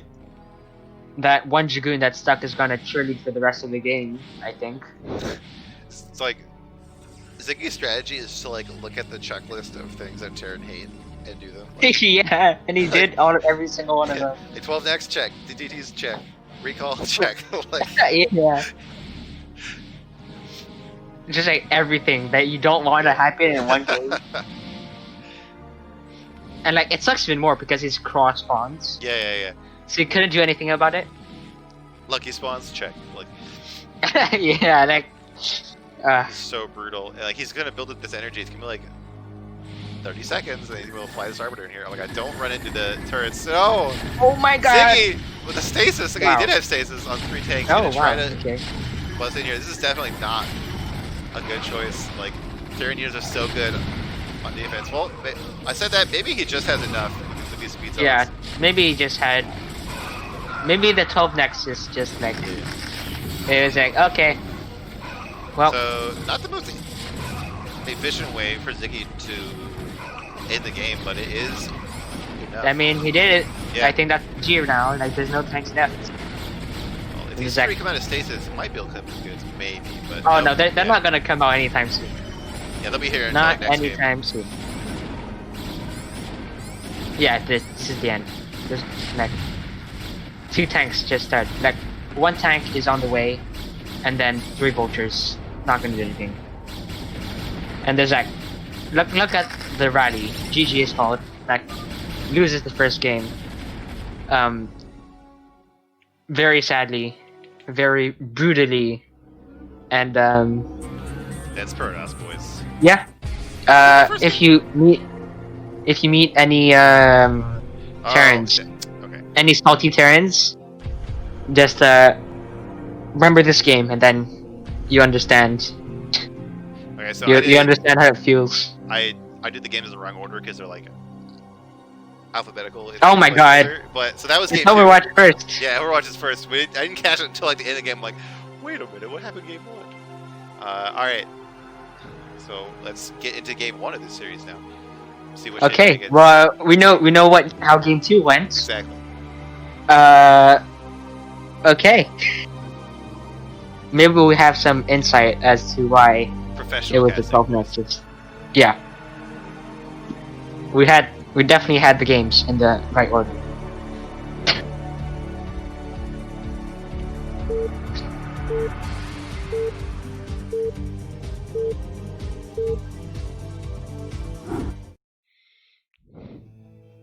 All right, the colors, man, just amazing. In the top left, the magenta Terran mech, and in the bottom right, the purple Protoss Ziggy Stardust. Did they choose the colors of the same shade? I don't know. Again? And like on this map, like these colors are pretty close to a blend again with the background. Yeah. So a bit. Just fantastic color choice here. Alright, so this map in this matchup, people like to say it's good for Protoss. Feeling good for carriers, all the cliffs and stuff. I do feel like if it goes on too long, like a low base count can make it hard for Protoss, but they definitely have an advantage up until that point in the game. I mean, maybe split map would be great on this map. Maybe.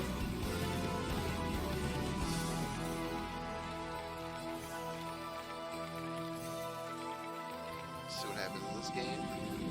Yeah. I mean, all I see is a pylon and a depot. You know. Yeah, looks like it won't be Not much to talk about. 12 Nexus. We have a gateway at the normal time here from Ziggy.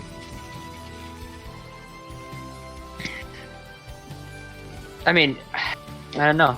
I feel like it'd be kind of dumb to go for a 12 Nexus on a 2-player map. Yeah, but then you mind game them because, oh yeah, it'd be dumb to do it, so you won't expect me to do it, so I'll do it. You know, that's how. Well, no, Protoss it's brain not has like to work.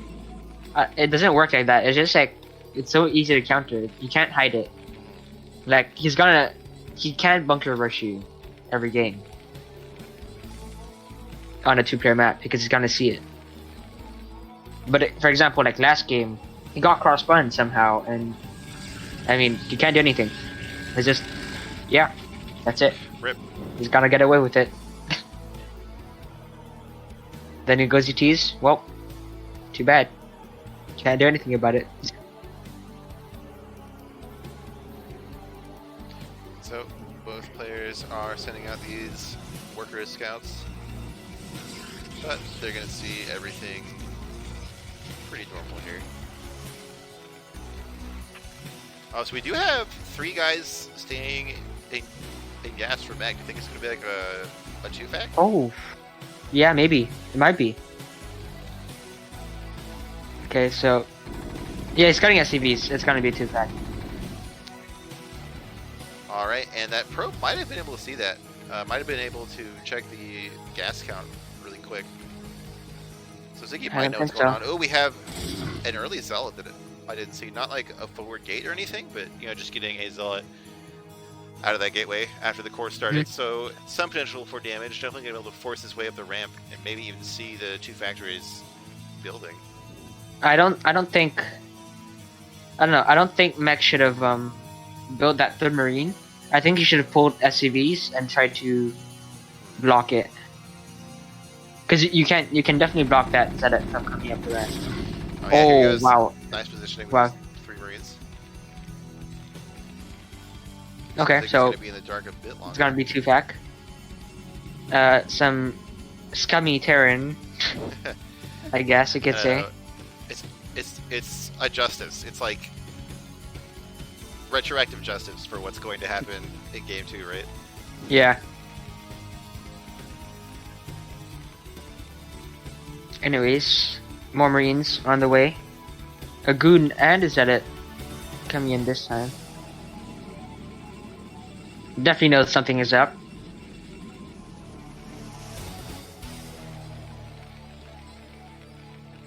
But Nexus is on its way. Yeah, very standard 21 Nexus from Ziggy. We don't see a second gateway, which is the normal thing to do, I think. And you definitely need that second gateway to deal with a 2-fac. Now, if he sees these 4 Marines, he's going to get a bit suspicious. If you see more than 4 Marines, you know it's some kind of early push. But he isn't able to completely confirm it yet. I don't think he's suspicious of it, or he would be getting a second gateway. So he's getting this robo, which is going to help him survive. Oh, he got a second gateway just now. All right, 3rd gateway too. Time with it. Okay. Yeah. Although, okay, so I didn't think about this earlier. This is not the best map for 2-facs, given like it's hard to cross the bridge. It's hard to cross all the high ground areas in the middle of the map. It's not impossible. Like the first player has to be on top of it, but they can definitely stall the 2-fac for a long time. Oh, what's this? Oh wow, that's weird. He got 2 machine shops, but he just made vultures out of the second one. Maybe not That's weird. ironed everything out yet. I'm not sure. Yeah, you definitely want to go with at least 3 tanks, right? Yeah, you wanted 3 tanks. But he's gonna go for 2 tanks, a vulture, 6 Marines, 2 SCVs. Alright, well, Instead. Ziggy, I believe, has seen it. Looks like he's gonna pull back his goon to his base rather than try to stall the push. I think is reasonable. So he gets up to 3 gateways now, and they're pumping out goons. So if he can buy some time, oh never mind, this goon is being really brave. He can pick up this vulture, deny some mines, be very, very good. But anyway, I think if these, you can buy time for a few more rounds from these 3 gateways, Ziggy will be in a strong position to hold this off. I really hope that he blocks the bridge. If he doesn't block the bridge, it'd be very easy for Terran to walk right to his natural. But here we go. He has a nice arc set up. Terran is not going to look across that. See, I don't think siege check is done. Nope, never mind. I was completely wrong. Oof. That's unfortunate. But still taking a long time to get across this bridge. That buys more time for more goons. This observer to come out. You can even get a shuttle. Yeah, he does have a shuttle queued. It'll be very strong. And you're trying to 2-fag right now. You're pretty nervous. Yeah. I mean, not having that 3rd tank Makes a huge doesn't difference. help. Yeah. I don't know. I don't know where he'd be going from now. I think he needs an eBay. He does have an eBay. He wants an expansion too. But right now he's at a pretty big disadvantage. Exactly. Trying to make that bridge work for him, trying to make it hard for these goons to pick out these tanks, but Ziggy's completely fine sitting here and waiting.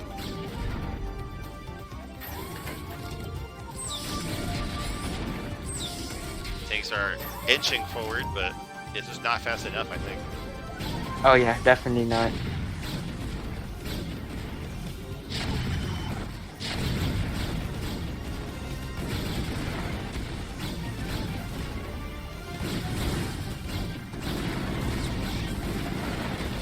Got a shuttle with at least 1 zealot in it. There's some potential for mine dragging here. I mean, slow zealots aren't good at it, to be honest. Yeah, I mean, there's a shuttle. So you can Yeah, that's true though. We're up to 4 tanks now, which is much scarier, but I think it's just taking too long. Alright, here we go. Trying to cross the bridge. The goon's going to run snipe his tank. They move forward. They don't focus fire just yet. 1 zealot. That 1 zealot gets gunned down. There you go. Ooh. Very nice defense here from Ziggy. Yeah, I think this is the end. That's it. You can't go on like this. Where's the observer? Yeah, he's got 2 observers out. He's got a shuttle. Like he can do, Protoss can do whatever he wants right now. Oh yeah, this 2-fag is like so all in. It's so hard for Terran to come back from it if it doesn't work. Yeah, like he got stuck at the bridge and that was it. I mean that the bridge was the thing that bought all the time, really. Yeah. These mines aren't going to do anything because he has observers. They're just going to slow him down just a bit. Just a bit. Just gonna wait for tanks to come out. Alright, this high ground is pretty good though. He's gonna be able to hold a bit longer. Siege mode is kinda OP, some would argue. Oh, he's getting missile turrets. He doesn't want any shadows coming in. Smart move. Sending vultures around, making sure there's no 3rd coming up. But I don't know. Ziggy Stardust stacking up relatively fast. He's got a Citadel. He started a 3rd. Forge coming up. And I don't know. He's got a strong. He's got a good map presence.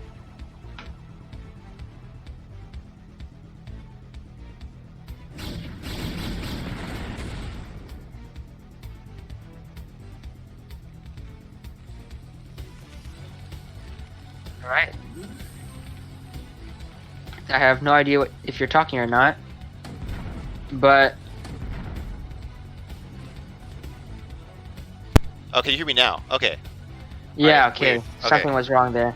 Alright. I was wondering why it's so alone. Came a bit loose. Okay, sorry about that. Anyway, like I was saying, I know it's like a faux pas to call a game early, but I really don't see any way that Mech could win this game. It's just the reality of how the build works. I mean, you gotta understand that Tufak is very all in. Yes. So like unless you get that Nexus and you reestablish the economic balance between both of players, there's no way you're winning. Because like, I mean, it's like playing against 12 Nexus and not having done anything about it. Yeah. As you can see in the following game. Yeah. This is game 1, and the previous game was game 2. Exactly. It's a time travel series. Yep. We're going backwards. Yeah, and like Ziggy is like doing everything he can to cover all the ways that he could lose. Like he's got cannons set up in his third. He's got this pylon wall set up as natural. He's not going to lose a million. Yeah, he's setting up for a fourth too. From bias, yeah, someone take his fourth. Like he's not suiciding into the high ground defense here. Excuse me. From Mech.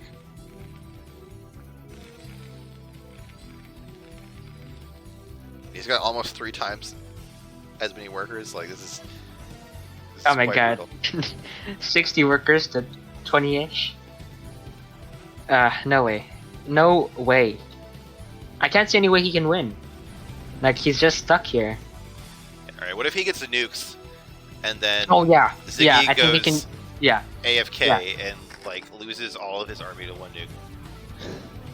Yeah. I think that's how he wins. Definitely. Alright. Oh my god. 6 gateways coming up at the same time. Protoss, baby. Arbiter Tech ready to go. There's 1 mine in that mineral line at third though. If something inadvertently happened. What if he transfers every probe to his third and then also has the zealot in there and it blows up every probe with that mine? Oh yeah. Of course. How did I not think about that? So Ziggy just has to bait, or Mech has to bait Ziggy into putting all his probes into 1 location.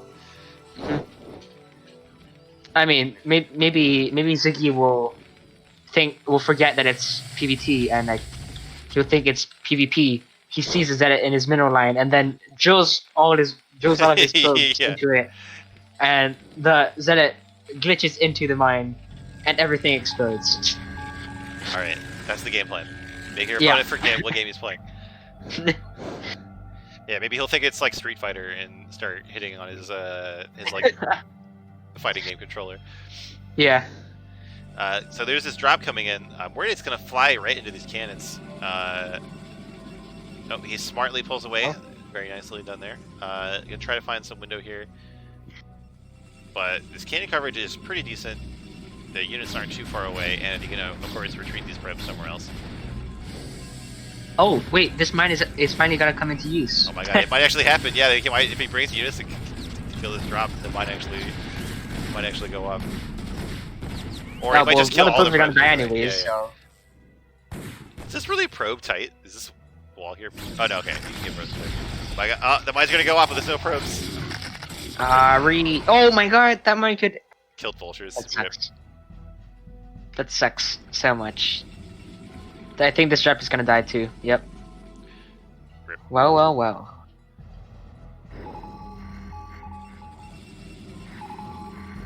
I mean, there's not much you can do. Protoss has map control. Like, I really think he should just like take 2 bases right now, or 3 maybe. Yeah, I mean, Protoss could just take like every base. Like... Yeah, like there's nothing Terran can do. But 2 Stargates, Arbiters, Stasis has started. God, I don't know. Look, there's 15 Zealots being made right now. Oh, I don't know. I don't know what I should say. Like, and there's a single file conga line of the giant Protoss army. Yeah. Coming across the map. I mean, if he goes around, he can just A-move into the tanks. Like, yeah. There's nothing Mech can do. He doesn't. Look at the supply count. Like, Stardust has 100 more supply. Now, even just the army supplies, he still has 70 more. It's insane. We have a 5th base going down for Protoss. That's just rude, man. Like, there's not 2 bases. You don't need 5. I mean, I guess... Wait, did he make a pylon? Oh, never mind. I thought he made a pylon at the place where the Nexus was supposed to be. These bases are a bit weird. Like, they're like the minerals like kind of stretched out in a straight line, so you don't. It's not completely intuitive where to put the Nexus. Anyway, Goons clearing out this minefield, posturing to fight the Terran army here. Tanks aren't sieged. Would be a good time for Protoss to run in there. Looks like he's gonna run up to the third. Oh, he's gonna deny that third. Good move, by the way, because even for him, even with this giant army, fighting into these tanks is pretty dangerous. It's like an unnecessary risk. Yeah, this why kind of like to what we're fight talking if you about. can just like wait it out? Yeah, like, you know, there's no reason to Ayala win there. You can just deny the third, delay that, keep your economic lead going longer and longer. Pretty nice Templar snipe there. Getting a small victory nice, within the losses. A nice stasis though on 4 tanks. I think he's setting up to run in here. Yeah. You don't see too many vultures or mines set up between the tanks and the Protoss army, so I think all these ults are going to be right on top of the tanks. Yep, just A moves in, like any good Protoss should do. Exactly. Looks like the Zealots are actually getting stuck on the vultures for a while. There's not enough. Zealots are now on top of the tanks. And I think this is all going to be cleared out. Goliath. Take it, yep, Goliath's particularly horrible against Storm and Dragoons. There's nothing he can do. Like, what he's got left cannot fight against Dragoons. It's not possible. You can't do it. And like, look at the Bradley. He's got Zealots and Arbiters. Okay. Well, leftovers are fighting leftovers, and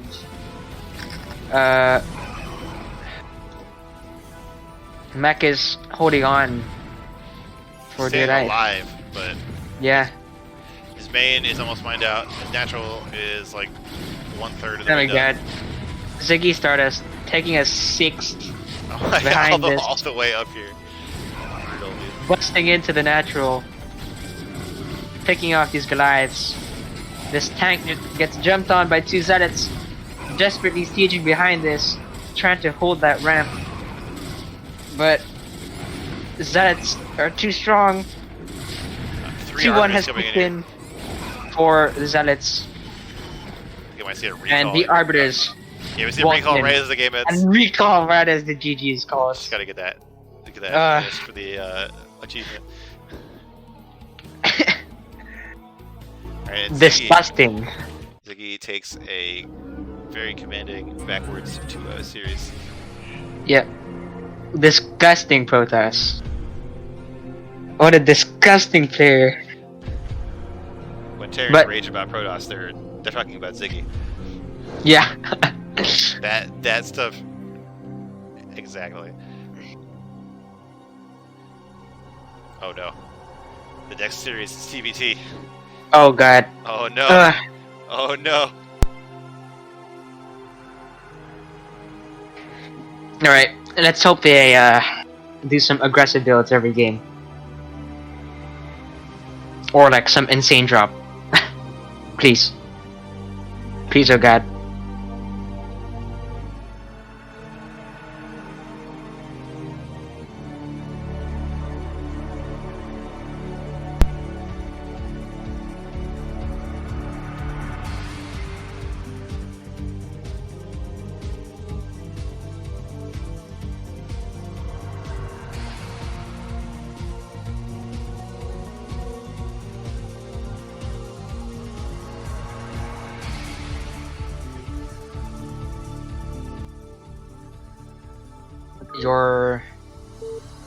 mic might have loosened again. All right, I wasn't saying anything, but you were right. The mic. Okay. The mic was loose. Yeah. So good. I heard like good start. something. Are you kidding me with these colors? Like, Oh god. Everybody this Oh week no. decided the same thing. All right, in the blue Terran in the top left, it's Slade, aka Denials for Samyang Fire, and in the blue Terran in the bottom right, it's for Passion Daddies, it's Medjas or however you say that. Medias. I think. That also Medias. works. Whatever. It's blue versus blue. Who cares? It's TBT. Whoever picked these colors is definitely a dick. Blue versus blue on a For blue us map. casters. How does this even, like, Yeah, why are you even let's go. allowed to get these colors? Some god must hate us so bad. Exactly. Oh, I think this is random versus.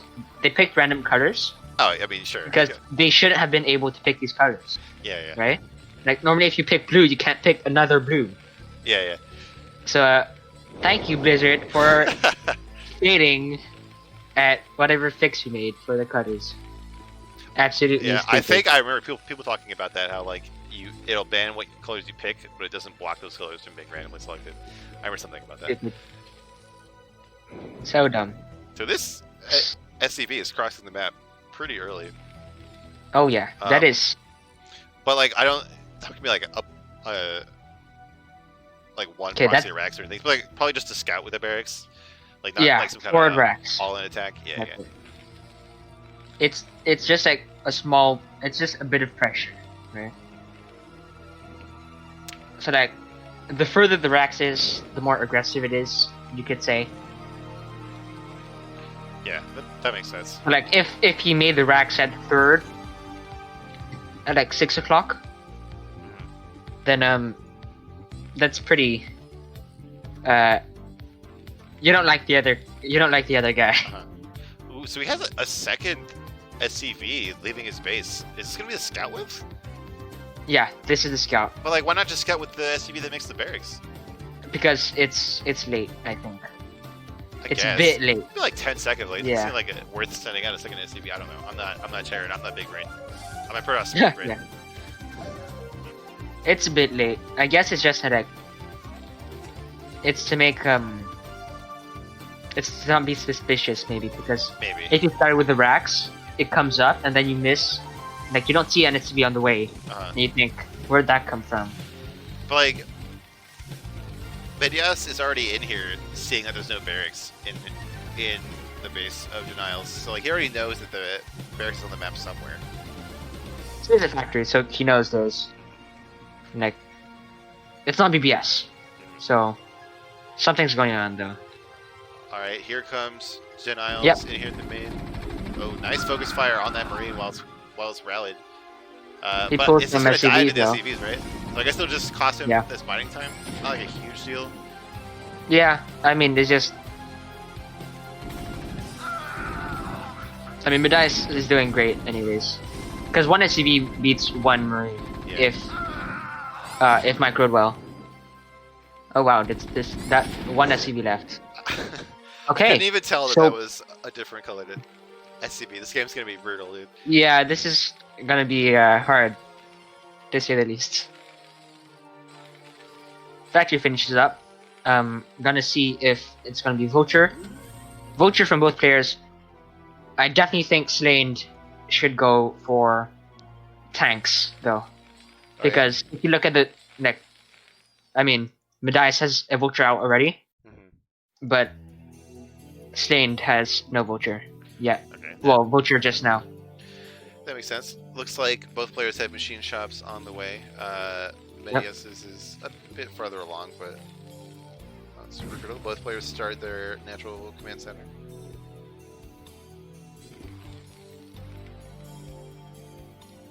I'm gonna have to see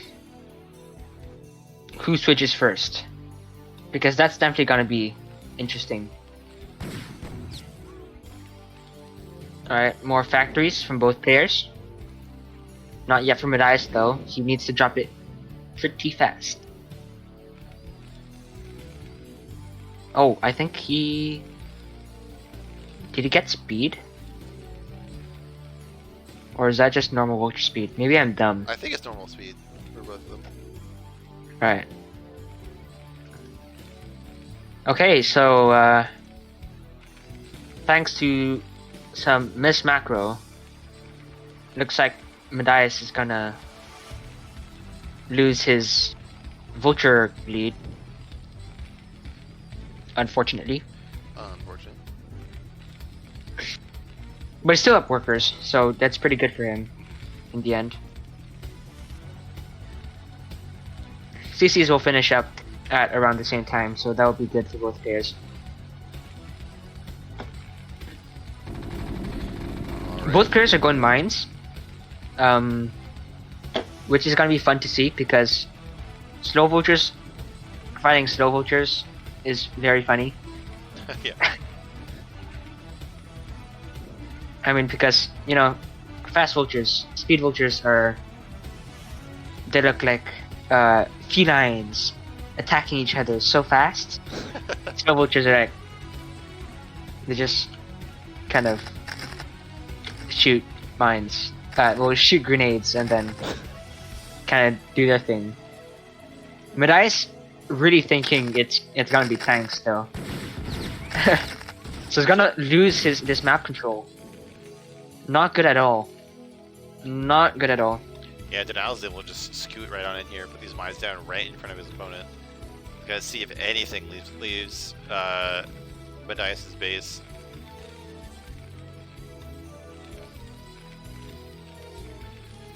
Medias' third factory is slightly further along. Yeah, that's good. That's good for him actually. He could get a fourth one now, maybe. And I definitely think he should switch into tank since he's already lost map control. Yeah, he's not gonna get much done with Yeah. trying to catch up in vultures. Both players' vulture speed is done. Denial's getting his siege mode though.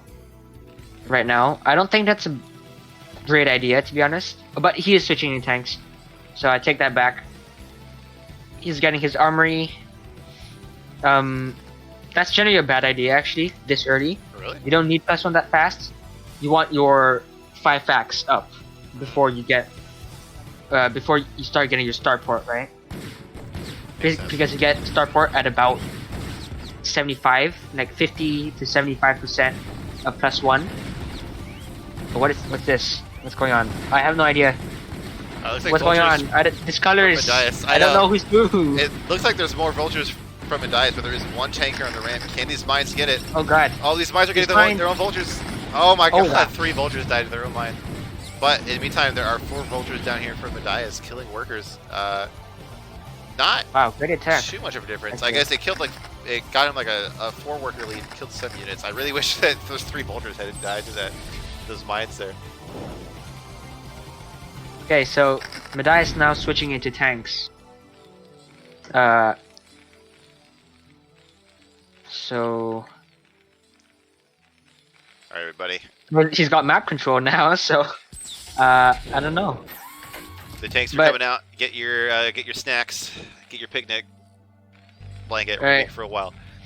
Alright, I'm gonna go get some popcorn Exactly. or my beer. Okay, wow, starport super fast. This might be some drop play or raids. Not quite sure. Let's see. Man, I can't. But Denial's minding is great, by the way. Both sides of the bridge. It's got some on the ramp towards the thirds, both potential thirds. He sees this SCV building a command center. Be very important Okay, to what's this? stay on top of your Goliath. Okay. Shoot down a barracks. Guys, gonna see the starport here. He's gonna see that +1 is on the way too. Okay, but the question is, raids or drops? What do you If it think is it'll be? raids or drops, that is.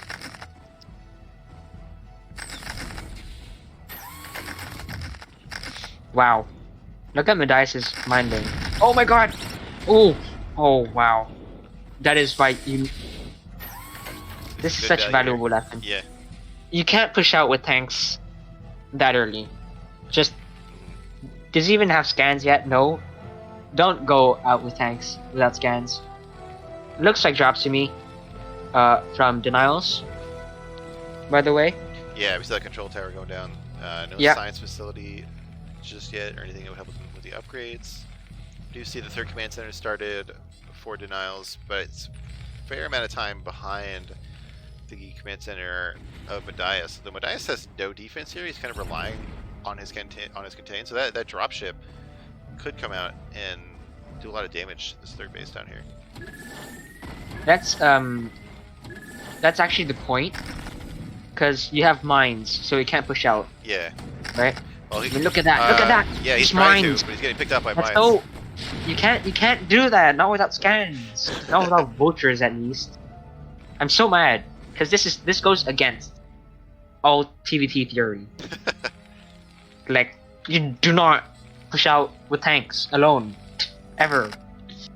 Like, if you lost the vulture fight, if you lost the vulture war, stay in your base until you have some kind of way to clear the mines. Jesus. Like, why?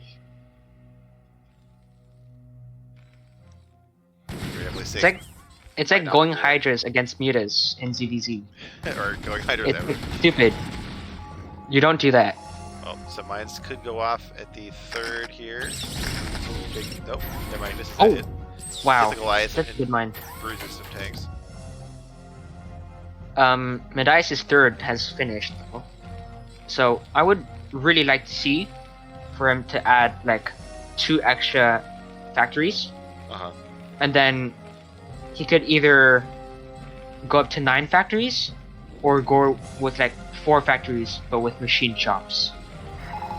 Like 6 factories, 2 with 4 with machine shops and 2 without. So you're pumping like 4 tanks at the same time, and then 2 vultures along with it. Now these 2 tanks are gonna die. Mines are gonna go down. Yep. This is God. This is Nice. That's so dumb. That was just dumb. In the meantime, Like, we have two dropships out of denials headed towards the third of Medias. There's still no defense there. Well, there's some mines that denials laid there. Yeah. Oh, it's not going to the third, actually, Going- is it? Is it made in the third? Question mark? Alright, looks... It is, There yeah. we go. There we go. 3 tanks and a Goliath. Pretty strong drop. Yeah, it's Now gonna he's be got hard 2 to clean up. SCVs. Oh, with the and SCVs, they're just gonna go yeah, you just pull unprepare the SCVs. tanks to death. Very nice. Yeah, that's just what you do. Just pull SCVs and kill it. Man, Terran's so dumb. Like, we can just kill drops with our own workers. That's balanced, right? Yeah. I mean, that's what I just find funny, because drops. I just take drops like that so casually. When they drop like tanks and siege, I'm just like, all right, whatever. Pull workers, kill the tanks, put them back to work after. Say, all right, I don't care. Easily defended. Although now I'm looking at the worker count. I don't know if it was entirely because of that drop, but denials has 20 more workers. That's gonna make a huge difference. Yeah. Looks like Medias isn't really on top of this worker production. Very nice to see. But both of them with 3 CCs. I think Medias should go for a 4th one soon. Wow, he's getting a lot of factories, by the way. Alright.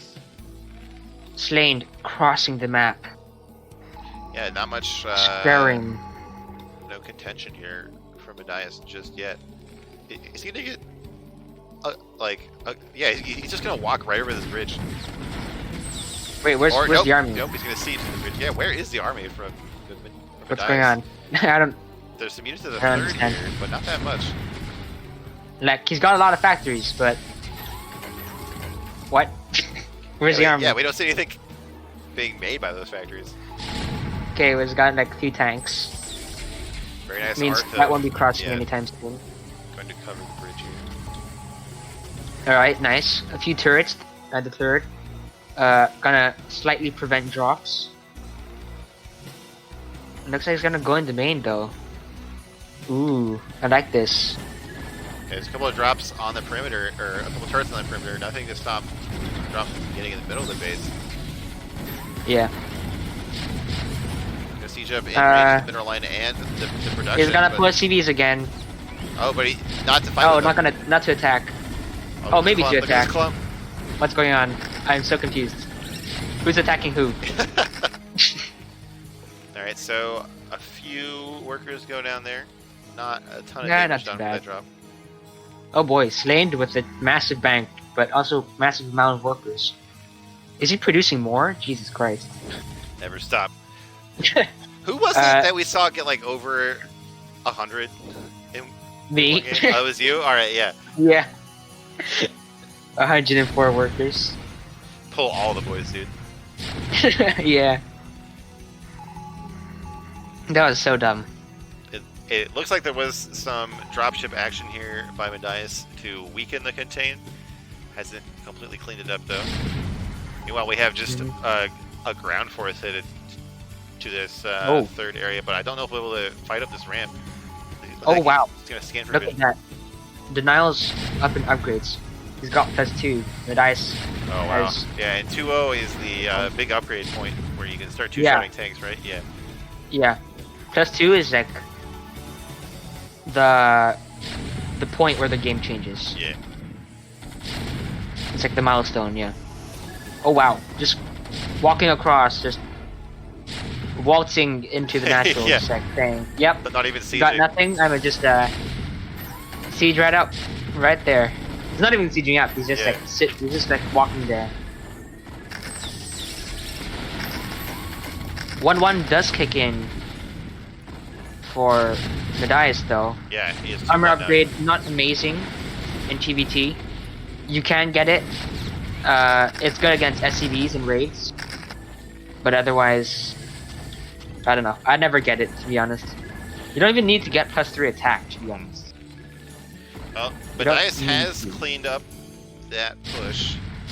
He's starting to catch up in worker count, but Denials is sitting on a huge bank. Yeah. Getting Would like them add like a lot more factories. Oh my god, it's a physics lab. Job. It's like it's not even 20 minutes into this game and we have a physics lab. Hell yeah, I'm excited. I want to see battle cruisers. Do you remember like a few months ago when we casted and like we kept seeing games where somebody would start to build a BC and then the game would end? Yeah. Like I want to see battle cruisers do stuff. Okay. Let me say one thing. Battle cruisers are not amazing at this stage of the game. I don't care. I just want to see them. Yeah, they're cool though. Yeah, it makes sense. Very cool. Like, if you make like 2 of them, it's really easy to have Goliaths just kill them really fast. It's more like when you're in like a split base or a split map scenario. But even like more than 2, the other guy just goes mass raids, and he just kills them all. Yeah. I played one game where I went like he went BCs and I was going mass raids. I was like, all right, and I killed every single BC he had, plus tanks, plus science vessels, plus Valkyries, plus Goliaths. Those raids traded very well. Very well. Oh yeah, they're just so much faster to build than the BCs. Not only are they faster, but like they're cloaked. Yeah. And they're a lot more mobile. I saw Orthosis use BCs in like a small groups, like 8-ish, and he was just gonna Yamato tanks. And he had like tanks supporting it, and that was like the only way it's kind of viable. Yeah, that makes sense. They aren't really like, you can't win the game by themselves. It's not like when you're playing. No, you can't fight the other army with BCs. Yeah. So you gotta support it. But Daddies is taking this 4th base. I didn't even see Denials set up this base at the 9 o'clock. It is completely online. Oh wow! Look at this command center placement. Like I think there's a mine here. There's a mine there. Yeah. There's a mine there. He doesn't know what's going on. So he's like, all right, I'm just gonna put it to the side. It's just like that Yes. broken. He's map. gonna get more than 80 SCV. Oh my god! Oh, there's a drop trying to come in, or trying to leave the base of Medias, but he gets shot down by Goliath. One dropship barely escapes. Wow, this position is great for denials, by the way. Yeah. Oh, looks like it's gonna be 3 drops leaving the base. Not an Oh, but he's amazing shot down with position Goliath, to go by. trying to break the contain here, dropping on top of Oh his yeah, tanks. the bridge. They managed to do it, so they might be able to bust out here with his own tank army, but in the meantime, we see a group here threatening the 3rd base. Does Denials know about the 4th base here, right at this ramp? I feel like he should be really sending don't- it. Yeah, here we go. Well, Yeah, He it was definitely like, knows now. alright, I'm just kill it. oh, Easy peasy lemon squeezy. there's a battle cruiser in production. There's 1 BC coming out. 1 battle He cruiser. has 5,000 minerals, and he's making 1 BC at a time. Yeah. Let's go. Oh, Medias trying to clear this contain. Yeah, Now, but- one thing I heard was very annoying on this map is the fact that position on this map is so crucial that you can just win from position alone, I mean, is that and that's like what's so annoying. how this matchup works? No, but like, cause sometimes you can break out because you have a better economy, right? You have more bases, but you're contained, or you have worse position, but you can actually break lines. But on this map, there's just like so many high grounds, so you just can't move around anymore. Cause like there's a bridge, and then he puts tanks there, can't cross the bridge anymore. There's a high ground, puts tanks there, you can't cross the high ground anymore, and then that flat ground connecting to the high ground and your 3rd base at 6 o'clock, they just equal. And so if you don't win there, you just can't move anymore. So that flat ground is your only chance. And even then, there's like that high ground base near there that supports it, and then what you gonna do? You're just stuck. Your only chance is drops, but how do you even get out, you know? The BC is here. BC. Finally saying it. Battle Cruiser Operation. Exactly, it has a kill. Ooh. 2 kills now. 3. Pew. Pew. Pew. It's got another one in production. It's almost done. Amazing. Also, Denials is being super rude and taking the bottom left base. Like, that's so rude. You're just taking all the bases. And that's good. That's what you want. Exactly. Just Battle Cruiser with 4 kills! like soak up all those minerals before your opponent can take Yeah. any of them. Okay, what am I seeing here? This 1 BC, 5 kills, 5 dude. kills, Insane. easily paying for itself. Here you go. 6 kills! Finding Oh some my god. Goliaths. Oh no, it's That's gonna die, die! though. No! It's gonna die. Rip. Rip. It will be remembered. It's alright, there's one more coming out. One more is out. Exactly. Where is it? There it is. There it is. Battle Cruiser Jr. My gosh. Long distance mining. Medias is mined out from both of his bases. Only one mining base left. Yeah, These meanwhile- ICVs gonna come onto the tanks and absolutely annihilate them. But this battle cruiser with 1 kill gonna take revenge for his fallen comrades. Battle cruisers are the counter to workers. SCVs? Exactly. Exactly. Oh my god. Not in production right now though. Oh my god. Yeah, he's Look like at gonna like Goliath. switch targets right when the Goliath is about to die. Wow.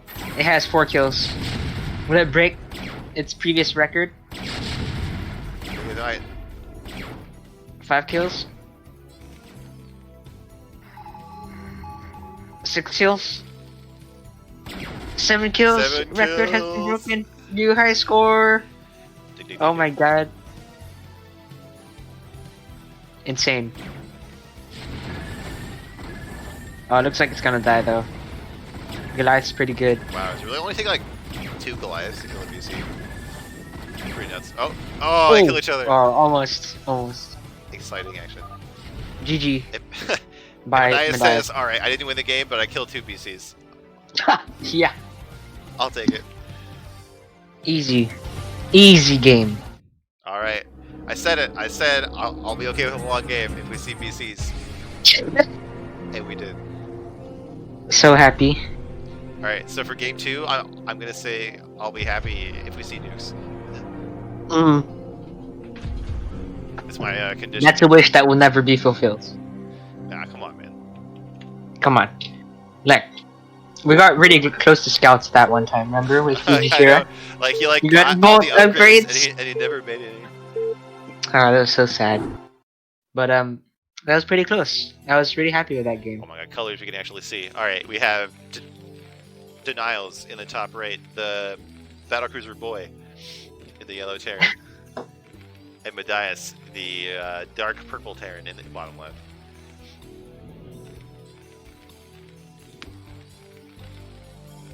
Alright, so what do you think about this map for this matchup? I don't know. It feels very solid. Yeah, it's But pretty easy to also draw, very it's very good for drops because of all the like empty space where ground units can get. So Goliaths won't be able to attack the drops as easily. You can put turrets around, try to contain it somewhat, but obviously with 2 players at the same level, it's not going to work. Yeah, I feel So, like it's yeah. pretty easy to draw like giant tank lines across the middle of the map, right? Oh yeah, for sure. But often in TVT, it's gonna be like, you're gonna set up like a makeshift tank line across the map, and then either you take the lead and try to fight for a spot, and the other person responds, and so both of you fight for that one spot. Wait a minute, is this another Ford Rex? Yeah, I think so. It It's is? what we saw from Denial's last game. Yeah. So maybe he's just very comfortable with this playstyle. All right.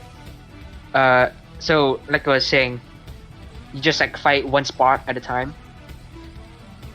And so like, I guess you could say there's like 3 positions on this map: the center, the top, and the bottom. And you're just kind of trying to push. You're just trying to push one area at a time. And if you're pushed back one spot, or if he puts more resources into breaking one spot, you just push forward another spot. So it's like the lines are gonna keep moving a lot, and hopefully it doesn't go on for too long, or hopefully it goes on for long but isn't too bland. Now, if Denials could do something with this forward racks, that'd be pretty cool. So yeah, he didn't get too much damage with the last game. He forced, I guess he forced lots of loss of mining time, but he didn't really kill too much. And Medias had to make more marines. But that was it, really. But it's also I like don't know. not a big investment, really. Yeah, I mean, if he goes for a 2-factor, you're in a bad spot. Because you can't block or choke with your barracks. Wow, coming across with 2 marines. Third on its way. 2 SCVs. Oh, makes it up the ramp. He like baits the marine of Medias back. Away, yeah, that's great. That's good. Focuses down 1 SCV, building the factory. Nicely kills that marine without losing any of his own. Oh, does get surrounded by the Medias SCVs. This time they're both on equal SCV counts though, so it's pretty good. Yeah, it looks like Medias learned his lesson It's from good last game and from- handled it a lot better. Yeah. I think that was good for Denials.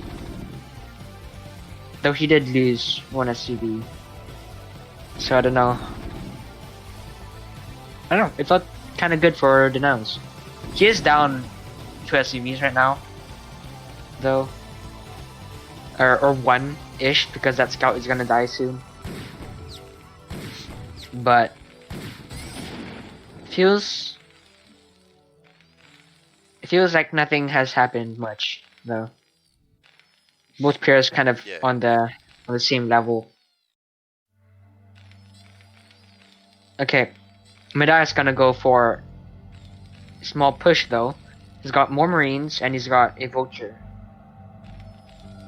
And the second one on the way. So he is gonna be able to fight this. He might be able to do a bit of damage. Yeah, we don't see as much in the defense here for Daddies, so he might. So Denials might be able to slow down this natural big build. Let's see. Or wait. Oh wow! No, look at the wrong. Wow, Denials has a much faster CC. That's really good. Oh yeah, that's almost done. A nice worker lead as we keep going. Yep. Second factory, much faster too. Those two taken into account, the Vulture Wars is gonna be strongly in favor for Denials, I think. Oh, speed is done for Medais. I have no idea which upgrade Denials took. Can't tell. It's not mines. He doesn't have mines yet. It's not mines. Oh, he didn't get any upgrades at all. Some speed discarded. I don't know why Medais got a bunker. I feel like that'd be a bad idea. I don't know. It's fine, I guess. Guess for like run-bys. Might as well get like some value from those Marines. If you don't, they'll just get picked off in 2 shots by Vultures. Medais is switching to tanks before though. Very interesting. This is gonna counter the speed upgrade from Slamed. Oh, I think he switched to tanks preemptively because he lost that Vulture at the start. Ooh. Good SCV kills. Taking off quite a bit. He's in a good lead right now. Yeah, getting a lot of kills. Definitely worth losing those Vultures. Yeah. They're so cheap. Actually not. Because... Well, if loses his army that dies, that's bad. But... Yeah, because... Thing is, if you run by at that time, they walk across the map. He doesn't have mines yet. He has no mines. He's got 2 tanks on the way. Mines is done for Medais. So his only saving grace is really that bunker and hopefully delaying that attack.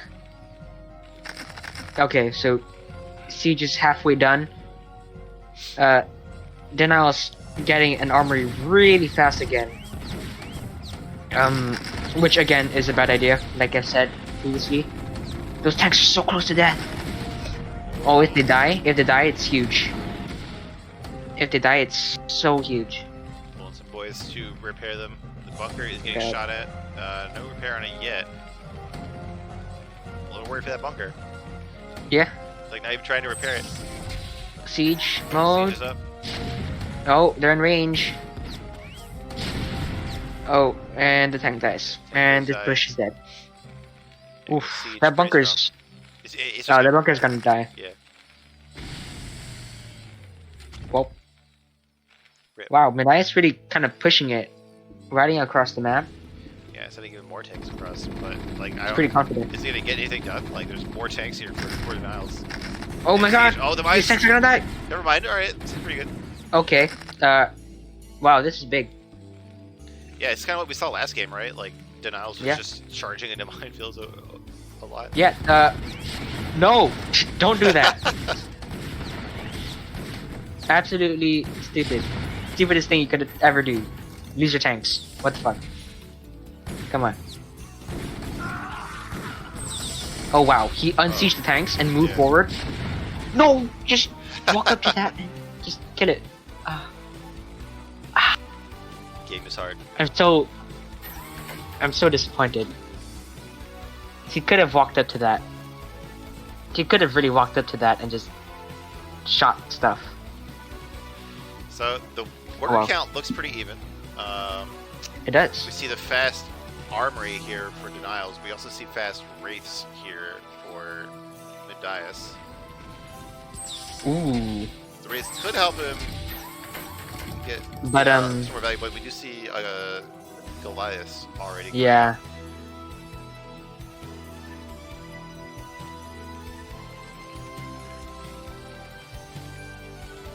Oh, okay. Smart move from Midias, but a bit too late. He's trying to deny the opportunity of taking a third. So he's laying a few mines. Pretty nice. Taking a tank and crossing over. Who's scanned there? Yeah, the scan will clear all the mines.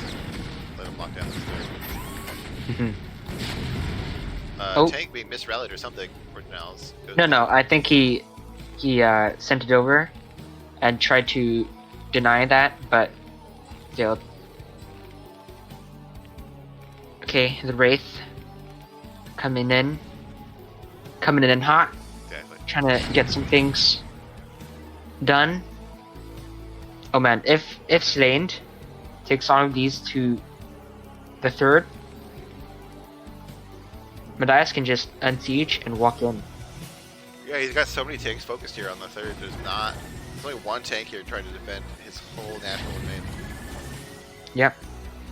And Midias is gonna see this coming, by the way, because he's got vultures and 2 mines right there. So it's not gonna come to any surprise. Oh, turning back. Some more tanks coming out here for denials, able to have some defense so he doesn't just get run over here.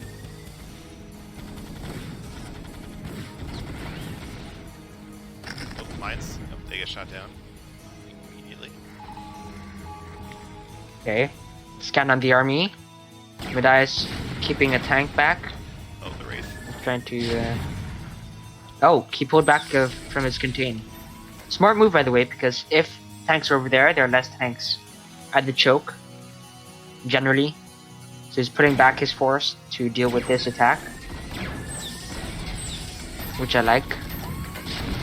Mines coming down. Tanks have been pulled back. Wow, Denial's kind of playing passive-aggressive, I guess. Like, he's attacking, but then he's staying really far back in his choke, not getting ground. Oh, now he's coming out.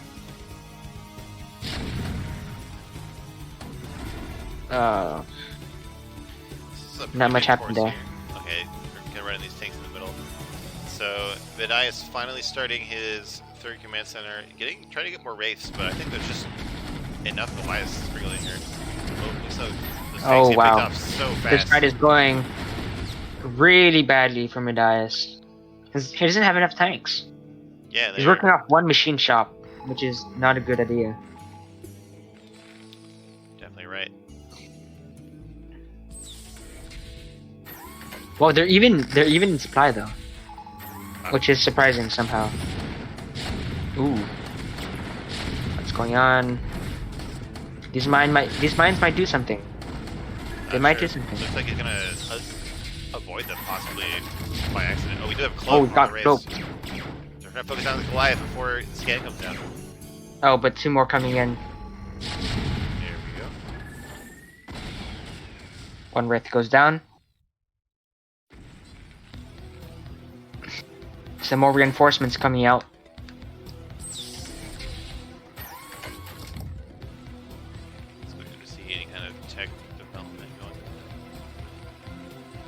Both players. Wow. Oh, we do see a science facility coming up. Yeah. I think Denial should take some more bases. 1 base is super fast in TVP. So if you were speaking in milestones, I guess. Yeah. Midias' third is super late. Slain's third is on time. but they both need a lot more XPs. Like, they should be on 5 bases. Well, Slane should be on 5 bases right now. I think he's more focused on getting this contain in, although it seems like it's kind of pretty secured for now. It's going to be hard for Mathias to make any kind of aggressive move. Well, the Goliaths are gone. Yeah. The Wraith finds an opening with no Goliaths. Oh, Goliath comes over, kills it. Yep. That was unfortunate. We do have a 4th base being built here by Denials. Do you think this is too close to Mathias? Like, should that be something like that? I mean, it's fine if you're planning to hold that. He didn't in the end, so it might be a bit dangerous. But as long as Mathias doesn't know about it, it's fine. Personally, would have took the 12 o'clock, but again, it works. It works fine, so it's not much. Well, tanks attacking at the 3rd. Sure, 3 SUVs should take care of that pretty easily. He's not pulling the boys though. He's tanking just sitting. Yeah. Oh, he's sending vultures over. Yeah, there's a lot more tanks coming and more Goliath. Oh, well, he's putting the boys. Alright. Alright. Pretty easy. That wasn't too hard, was it? Oh, no, the Goliath is going to charge through these mines. Oh, boy. He's going to be able to eventually name the tanks. Wow, Mathias doesn't even have an armor yet. What the heck? He has no armor yet. Oh, he has one, but his upgrades haven't started yet. Whereas Slane's upgrade are on 1-1.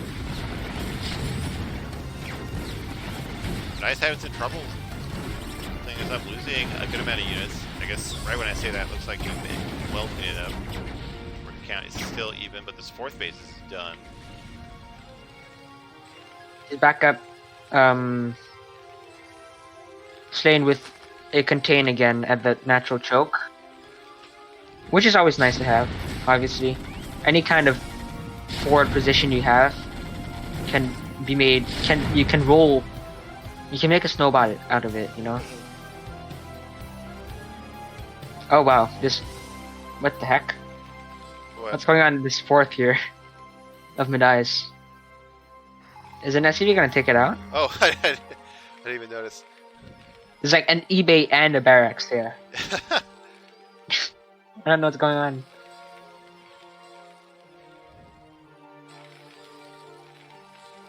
Oh boy.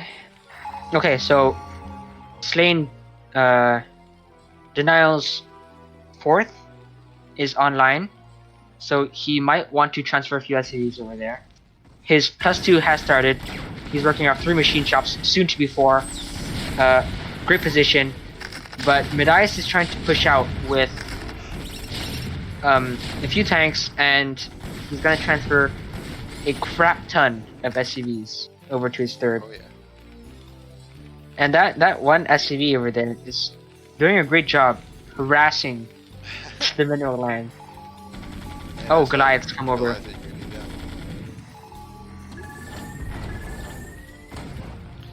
Wow, Mathias really has nothing at all.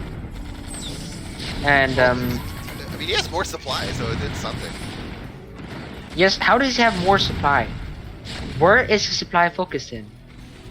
I don't get it. There's a couple of units in his 3rd. Oh, that might explain why. Yeah. Oh man, these Goliaths are just cleaning up this mineral line. Yeah, Goliath's pretty good. But I think Slane just has more tanks. And that's what's winning him the game, really. Yeah, you've been mentioning that all game, like more machine shops from Denials. It seems like he's got more of the initiative. Yeah. These tanks. I mean, no, GG's called. Alright. Yeah, that's it. There we go. Wow. Slane macroing pretty badly, but I think his tank count just like won in the game. He just had more tanks. That's right, it's turn. You don't really need macro. Like their units are just so good. You get one, and then that's fine. But Slane was also ahead in upgrades, which helped him a lot, I think. Alright, Alright, well, that brings it to 6-7. Wow. Just barely in favor of Passion Daddies. So we only have one series left tonight, so it could become an even match here. And we have Oh, man. TJ Suited, or TJ Sweeted, I don't know, probably Suited. Suited, yeah. Who I haven't seen in the chat before. I don't think I've seen him today, but Apparently he has like a billion names. Oh, I'm sure. Everyone, like, I can't keep track of all the AKAs that everybody has. And he'll be, it'll be TJ, the Zerg player, against NCX, the Protoss. Ooh. PVZ. Help me out again, please. Yeah. No more boring Terran units. We got all the stuff now. Alright. There we go.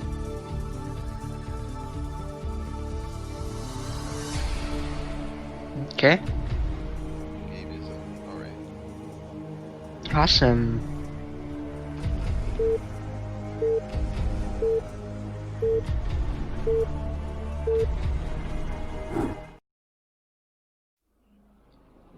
Alright, in the top left, we have TJ Suited, the Black Zerg for Samyang Fire. And in the bottom right, we have NCX, the Blue Protoss for Passion Daddies.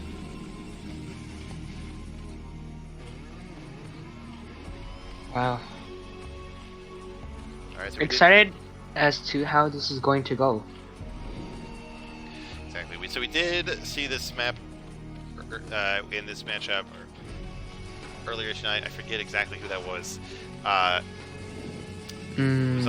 me too. It was Y2 Kid, I think? I don't remember. It's been... Yeah, Y2 Kid I've been versus someone. Yeah. God, I forget. But anyway, so people like to say this map is good for Protoss. The way the base layout works mostly. Really hard for Zerg to take a 4th or 5th base if the Protoss is on top of it. Looks like we'll see a Forge expand with a Pylon Scout from NCX. Very standard, very easy way to see what the opponent is doing and react accordingly. Yep, looks like he's setting up for a wall too. I think this pylon should be a little bit, like 1 hex down and 1 hex to the right. I think. Mm-hmm. Walls in this map are like a little bit weird. We'll see. We'll see if it actually makes a difference in the game. Looks like an overpool from TJ. Completely standard opening. Yep. Is this gonna be Forge expand? Yeah, it is. All right. Awesome. You know, I want that HQ skin so bad. Oh yeah, it's nice. Yeah. But it's at pre-order, so I can't get it anymore. Yeah, there's Sucks. no way to get it now, right? You can't just you can't buy it. Yeah, no way. Ooh, so TJ brought 2 drones to help him fight the probe, but NCX just puts down a pylon, and I've heard different things about how worthwhile it is to do this for Protoss, because even if you cancel the pylon, having those minerals wrapped up, something like that can set you back. Wow, and he doesn't even cancel; he just finishes it. Yeah. But I think that's fine. TJ isn't even trying to get a hatchery at a different location. He's just getting these links. But there's already a cannon here. Yeah. Yeah, so just this cannon placement, by the way, is interesting. It's a little bit gross. I don't know. There's no great way to wall here. This cannon is fine versus Lings. It won't help versus Hydras later. It won't help protect the wall, but it's a good way to cover the wall and the ramp with one cannon. So I can't really blame him for that. But I think the real story is how delayed this natural hatchery is for TJ. Yeah. As I said, he's getting his 3rd hatch at the same time. Yeah. His natural's a minute behind. And we have a relatively normal Nexus timing out of NCX. Alright, Link's crossing the map. Not gonna be able to do anything because there's a cannon there. So I'm pretty sure with the way that this wall has gone down, Lings can fit above the gateway, but zealots and probes can't. And, like, Above the gateway? Yeah, or like above the port? they can go above the gateway, like between the Oh, gateway wow. and the terrain. Yeah, it's really dumb. You have to like fit a zealot kind of like in the nook there, just to keep That links. sucks. Yeah, and I'm worried that NCX won't realize it because I've definitely done that when I was learning this map. 4 links isn't enough to run by this one cannon anyway, and we're getting a second, so it's not like he's in too much danger. Oh, we see a Hydra Den. TJ does not want to turn this into a normal game, I would guess. He just says, alright, well, I'll just do this 3-hedge Hydra bust. We don't see any indications that NCX is going to scout for this. Might just be breaking the Zealot. I feel like it's gonna be a 973. Yeah, it's very, very difficult to deal with, especially if you don't see it coming. Yeah, it's gonna be 973. Pretty sure.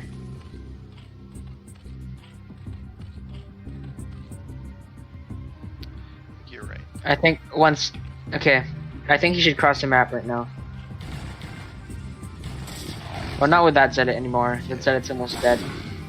He needs a fresh one to cross the map and scout. Yeah, there we go. Oh, come on. I don't know. I don't think he's thinking about scouting. I think he's trying to drive away these links. Let's see if we.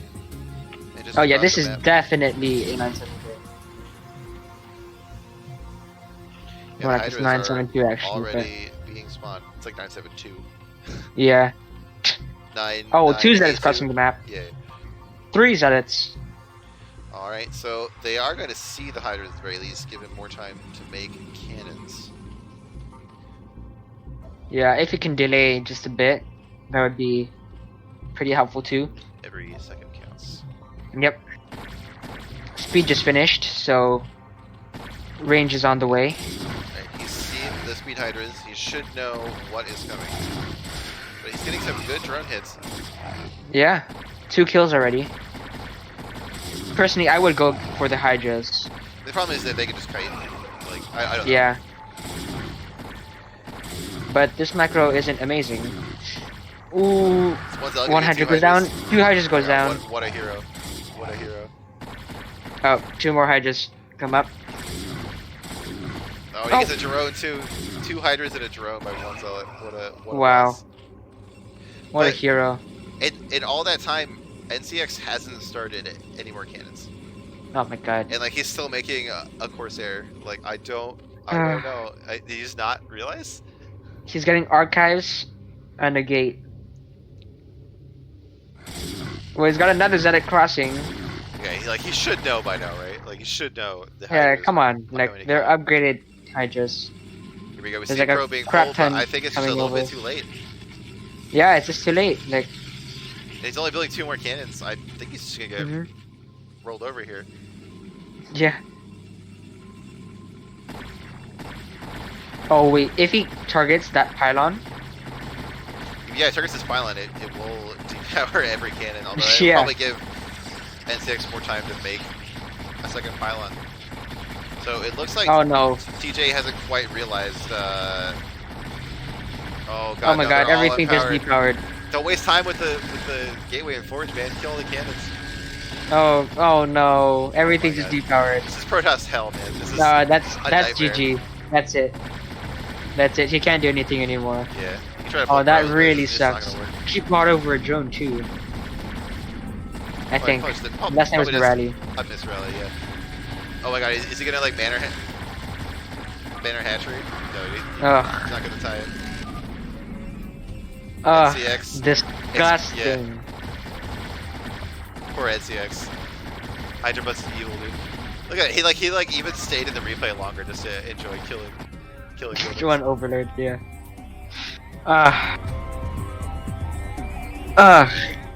Disgusting. Nasty Zord.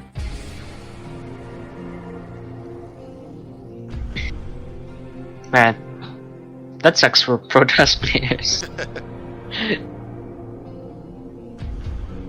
You just have to scout it, and like even when you do scout it, you have to take those cannons. Like, yeah, like cavalier about it. I mean, I mean, I guess you have to like. I guess it can apply to everything, right?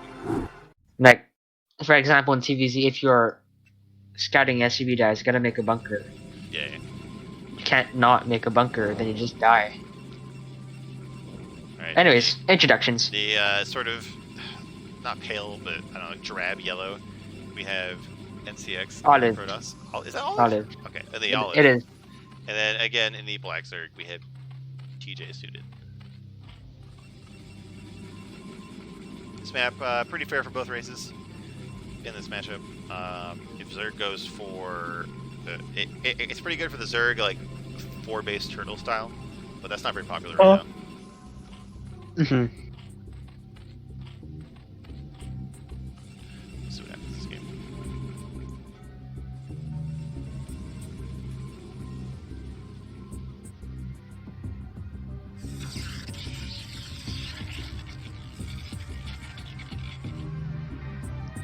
Alright, looks like another Forge expand from NCX. Probably an overpull from TJ.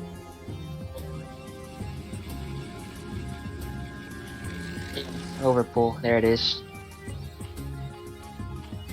Yep. Okay. Same openings.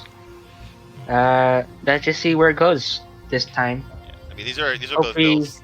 Sorry, go ahead. Hopefully he doesn't die to some nasty 973 again. I don't know what this wall is. This is a really weird wall. I have not seen this wall. Really? Yeah. I can see it happening, I guess. Oh wait. Is this the No, this isn't I the. think like gate going. This isn't like the one gap wall. So we'll see what he does. Like it's like so far back into the choke, and like the gateway only walls with the forge if it's on top. So I'm worried there's gonna be too many gaps for lanes to get through. But we'll see how it develops. Yeah, we'll see how it goes. It should be fine, I guess. Right. First hatchery comes down. Wow, 4 links made. Okay. It's not too weird. I don't know. These cannon placements are so weird. I mean, Like, they're so far back. Cannon doesn't bother me too much. It makes sense. Like, if you wanted to be able to cover the ramp so that if links do try to run by, you can have Right. cannon shoot Right. the whole time. It's just the pylon and the forge are in weird places. Right. Oh wow. I've never realized how intricate the forges were. Like, if you zoom in on it, there's like patterns. Oh yeah, little panels and Yeah. pipes and all kinds of stuff.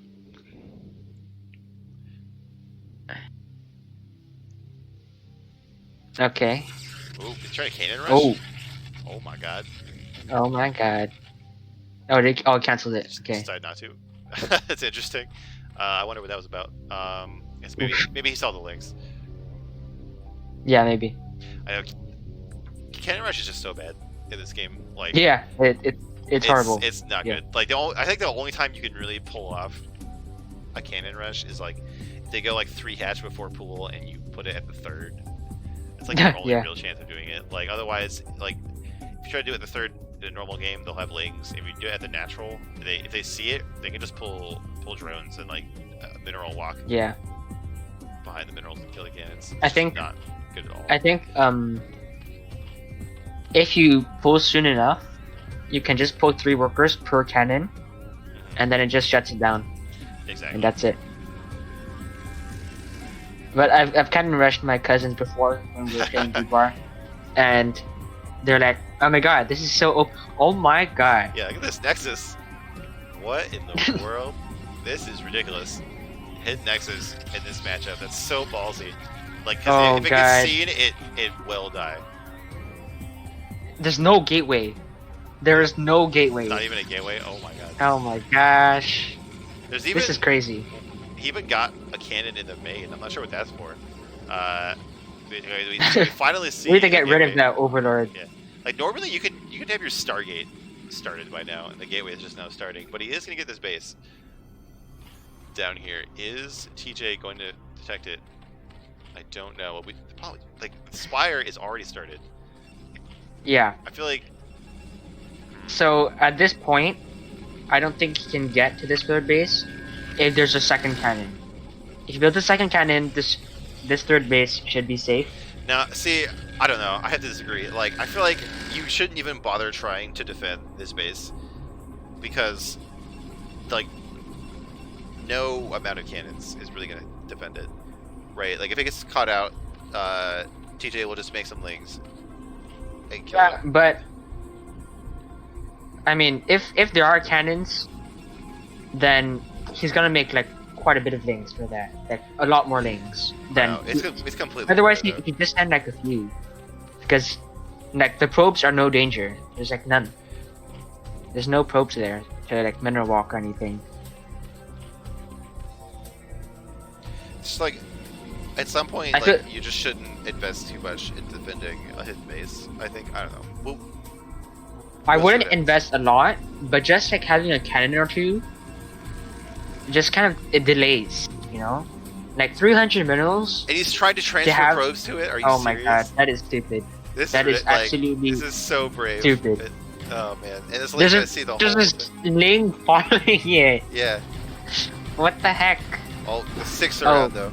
Nice. So at least the Zerg doesn't know where it is yet, but he knows there's something going on that these probes are trying to transfer. He's even sending. Yeah, he's sending things over to that location. Okay, 2 more cannons coming up at that third. Nothing producing out of the gateway, but a Stargate and another photon cannon in the main have come up.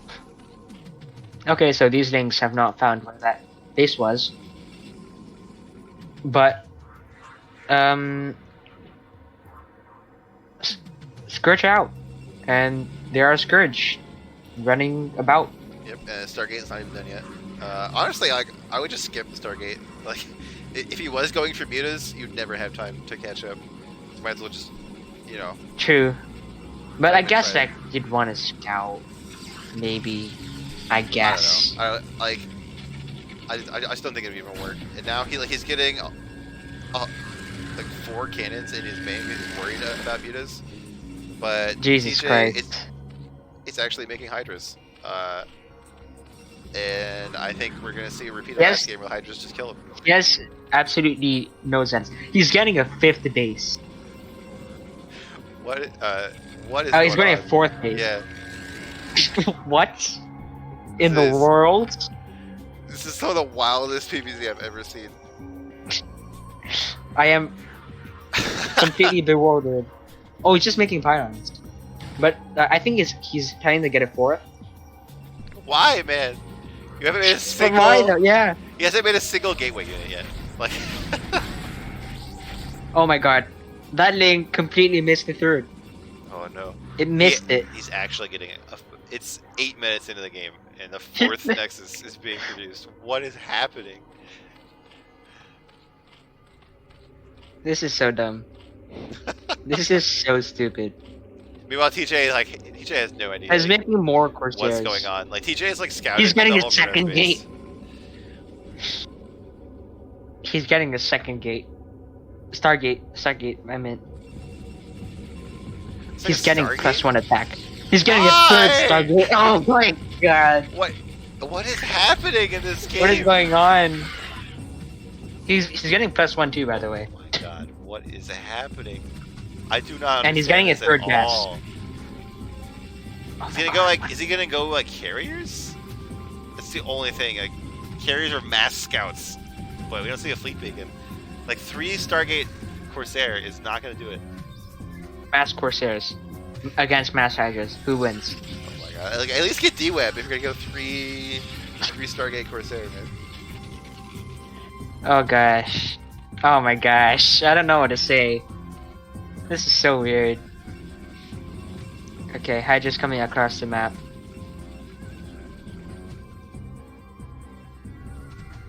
And he got like 6 cannons. 7. 8. No, 7 cannons. And 3 pylons at his 4th. No, 9 cannons. 9 cannons. My bad. When you're not making gateway units, you can afford to make cannons. Oh my god. TJ is gonna be so. Is this confused. gonna hold? I mean, That is yeah, so there's like more cannons than That's so obnoxious. Oh, he was targeting that pylon for the whole time, so it didn't do anything. Oh, that is so obnoxious. I cannot believe this is happening. If NCX wins this, I am gonna laugh my ass off. New meta, dude. New meta. New meta.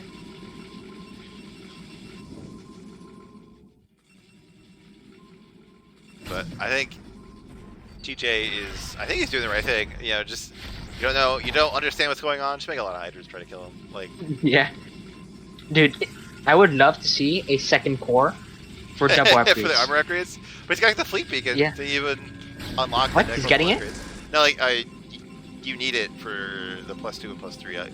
Oh right. It's like the science facility. Oh, I would love to see that happen. I want to see it happen. Please, God, make it happen. Oh man, I'm gonna laugh really hard if he gets a 5th base too. He's setting up for it. Lurkers, he's making lurkers. He has 85 probes. He's got 90 probes. What is happening in this game? Like, TJ's gonna make all these lurkers, but there's just so many. Wait, like there's a forest of cannons. There's 9 Corsairs with +1. Oh my god. He's getting a second gateway. Okay. 11 finally. minutes. Oh my god, he's got 12. He's got 12 total Corsairs. He's putting it. Yeah. He's getting them. Trying to find the overlords. Where are the overlords? Where are the overlords? Maybe he can kill every single overlord that exists. Oh god. Look at them get. Oh, they die so fast. Oh my god, they die so fast. Ah. Here we go. That is go insanity. To the third, find these. That is actual insanity. He's got 12. Oh my god. Oh, oh god. Jesus. Oh Jesus Lord. He's getting a 5th. He's getting a 5th. This game is obscene, dude. What is happening? Yeah, it's so absurd. Did he kill all of the overlords? He killed like half of them. You know, half of all the overlords on the map. TJ just oh my god. Doesn't know what to do. He's like, should I continue this page? Should I continue that page? I don't know. Oh my god. And he can only make overlords. He's making a bunch of overlords at the same time. NCX, please make a fleet beacon. Like, there's no world in which you make 3 Stargates and then don't get a fleet beacon. He's trying to add more gateways. I think we're seeing. How are they gonna get out? The first, I know. How are they gonna get out? We're seeing the first zealot in production here. More overlords First zealot going at down. 13 minutes. Yeah. The overlord just dies so fast. It's so funny, but it's so. What is going on? I know, dude. Yeah, okay. I really want to see carriers. Like, we could see like 4 Stargates worth of carriers and pump that right now. 7 overlords crossing the map.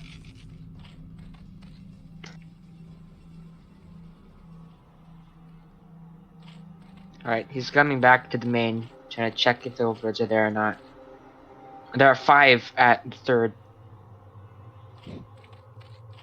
The 5th base has started. Yeah. Wow. So yeah, both players are going to 5 bases now. But that's not what you expect to say at 13 minutes into the game. I don't know if this is good for NCX or not. Because like there aren't even bases. That's good for Protoss. I know. But he only has Corsairs. Well, yeah, he has Corsairs and probes. He has 96 probes. See, I just really think like if he was getting, he's got to sit it out. He would have a chance. But if he tries to go for Grand Army now, like look at all these lurkers right outside his base. Oh my god! And 2 more would spawn right when his TJ is. I don't know what to say. He's supply blocked again. There are more than 12 overlords at the contain. There are 2 rogue Corsairs trying to pick off some overlords on the map.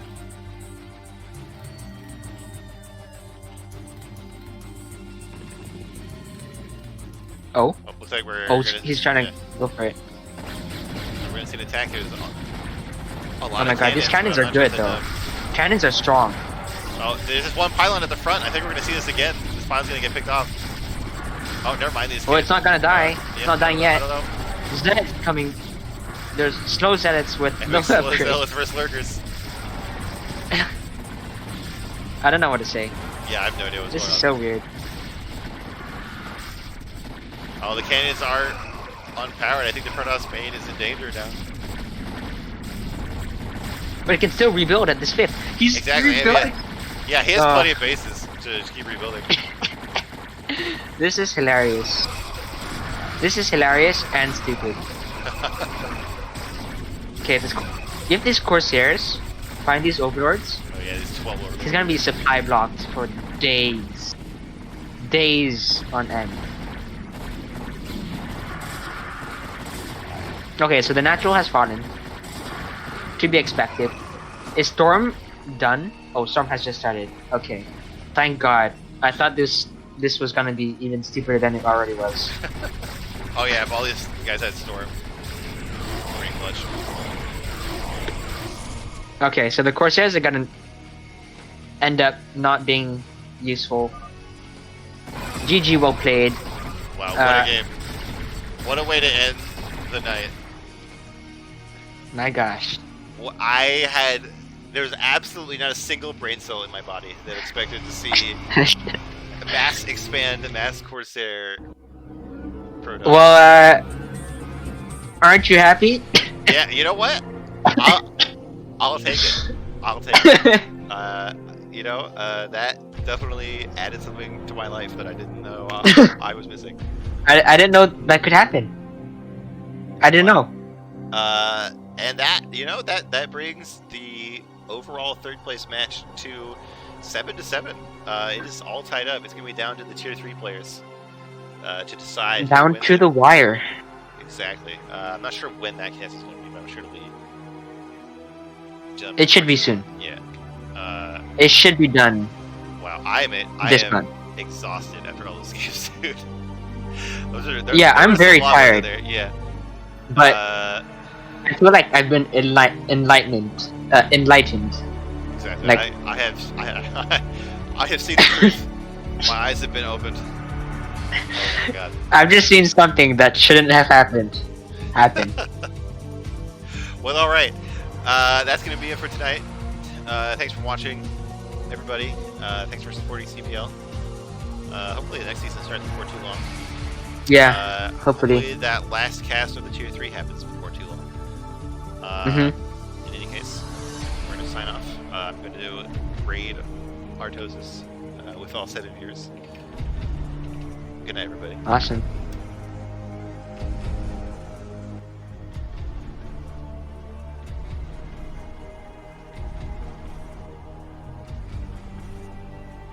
Alright. Oh man. What in the world was that? Yeah.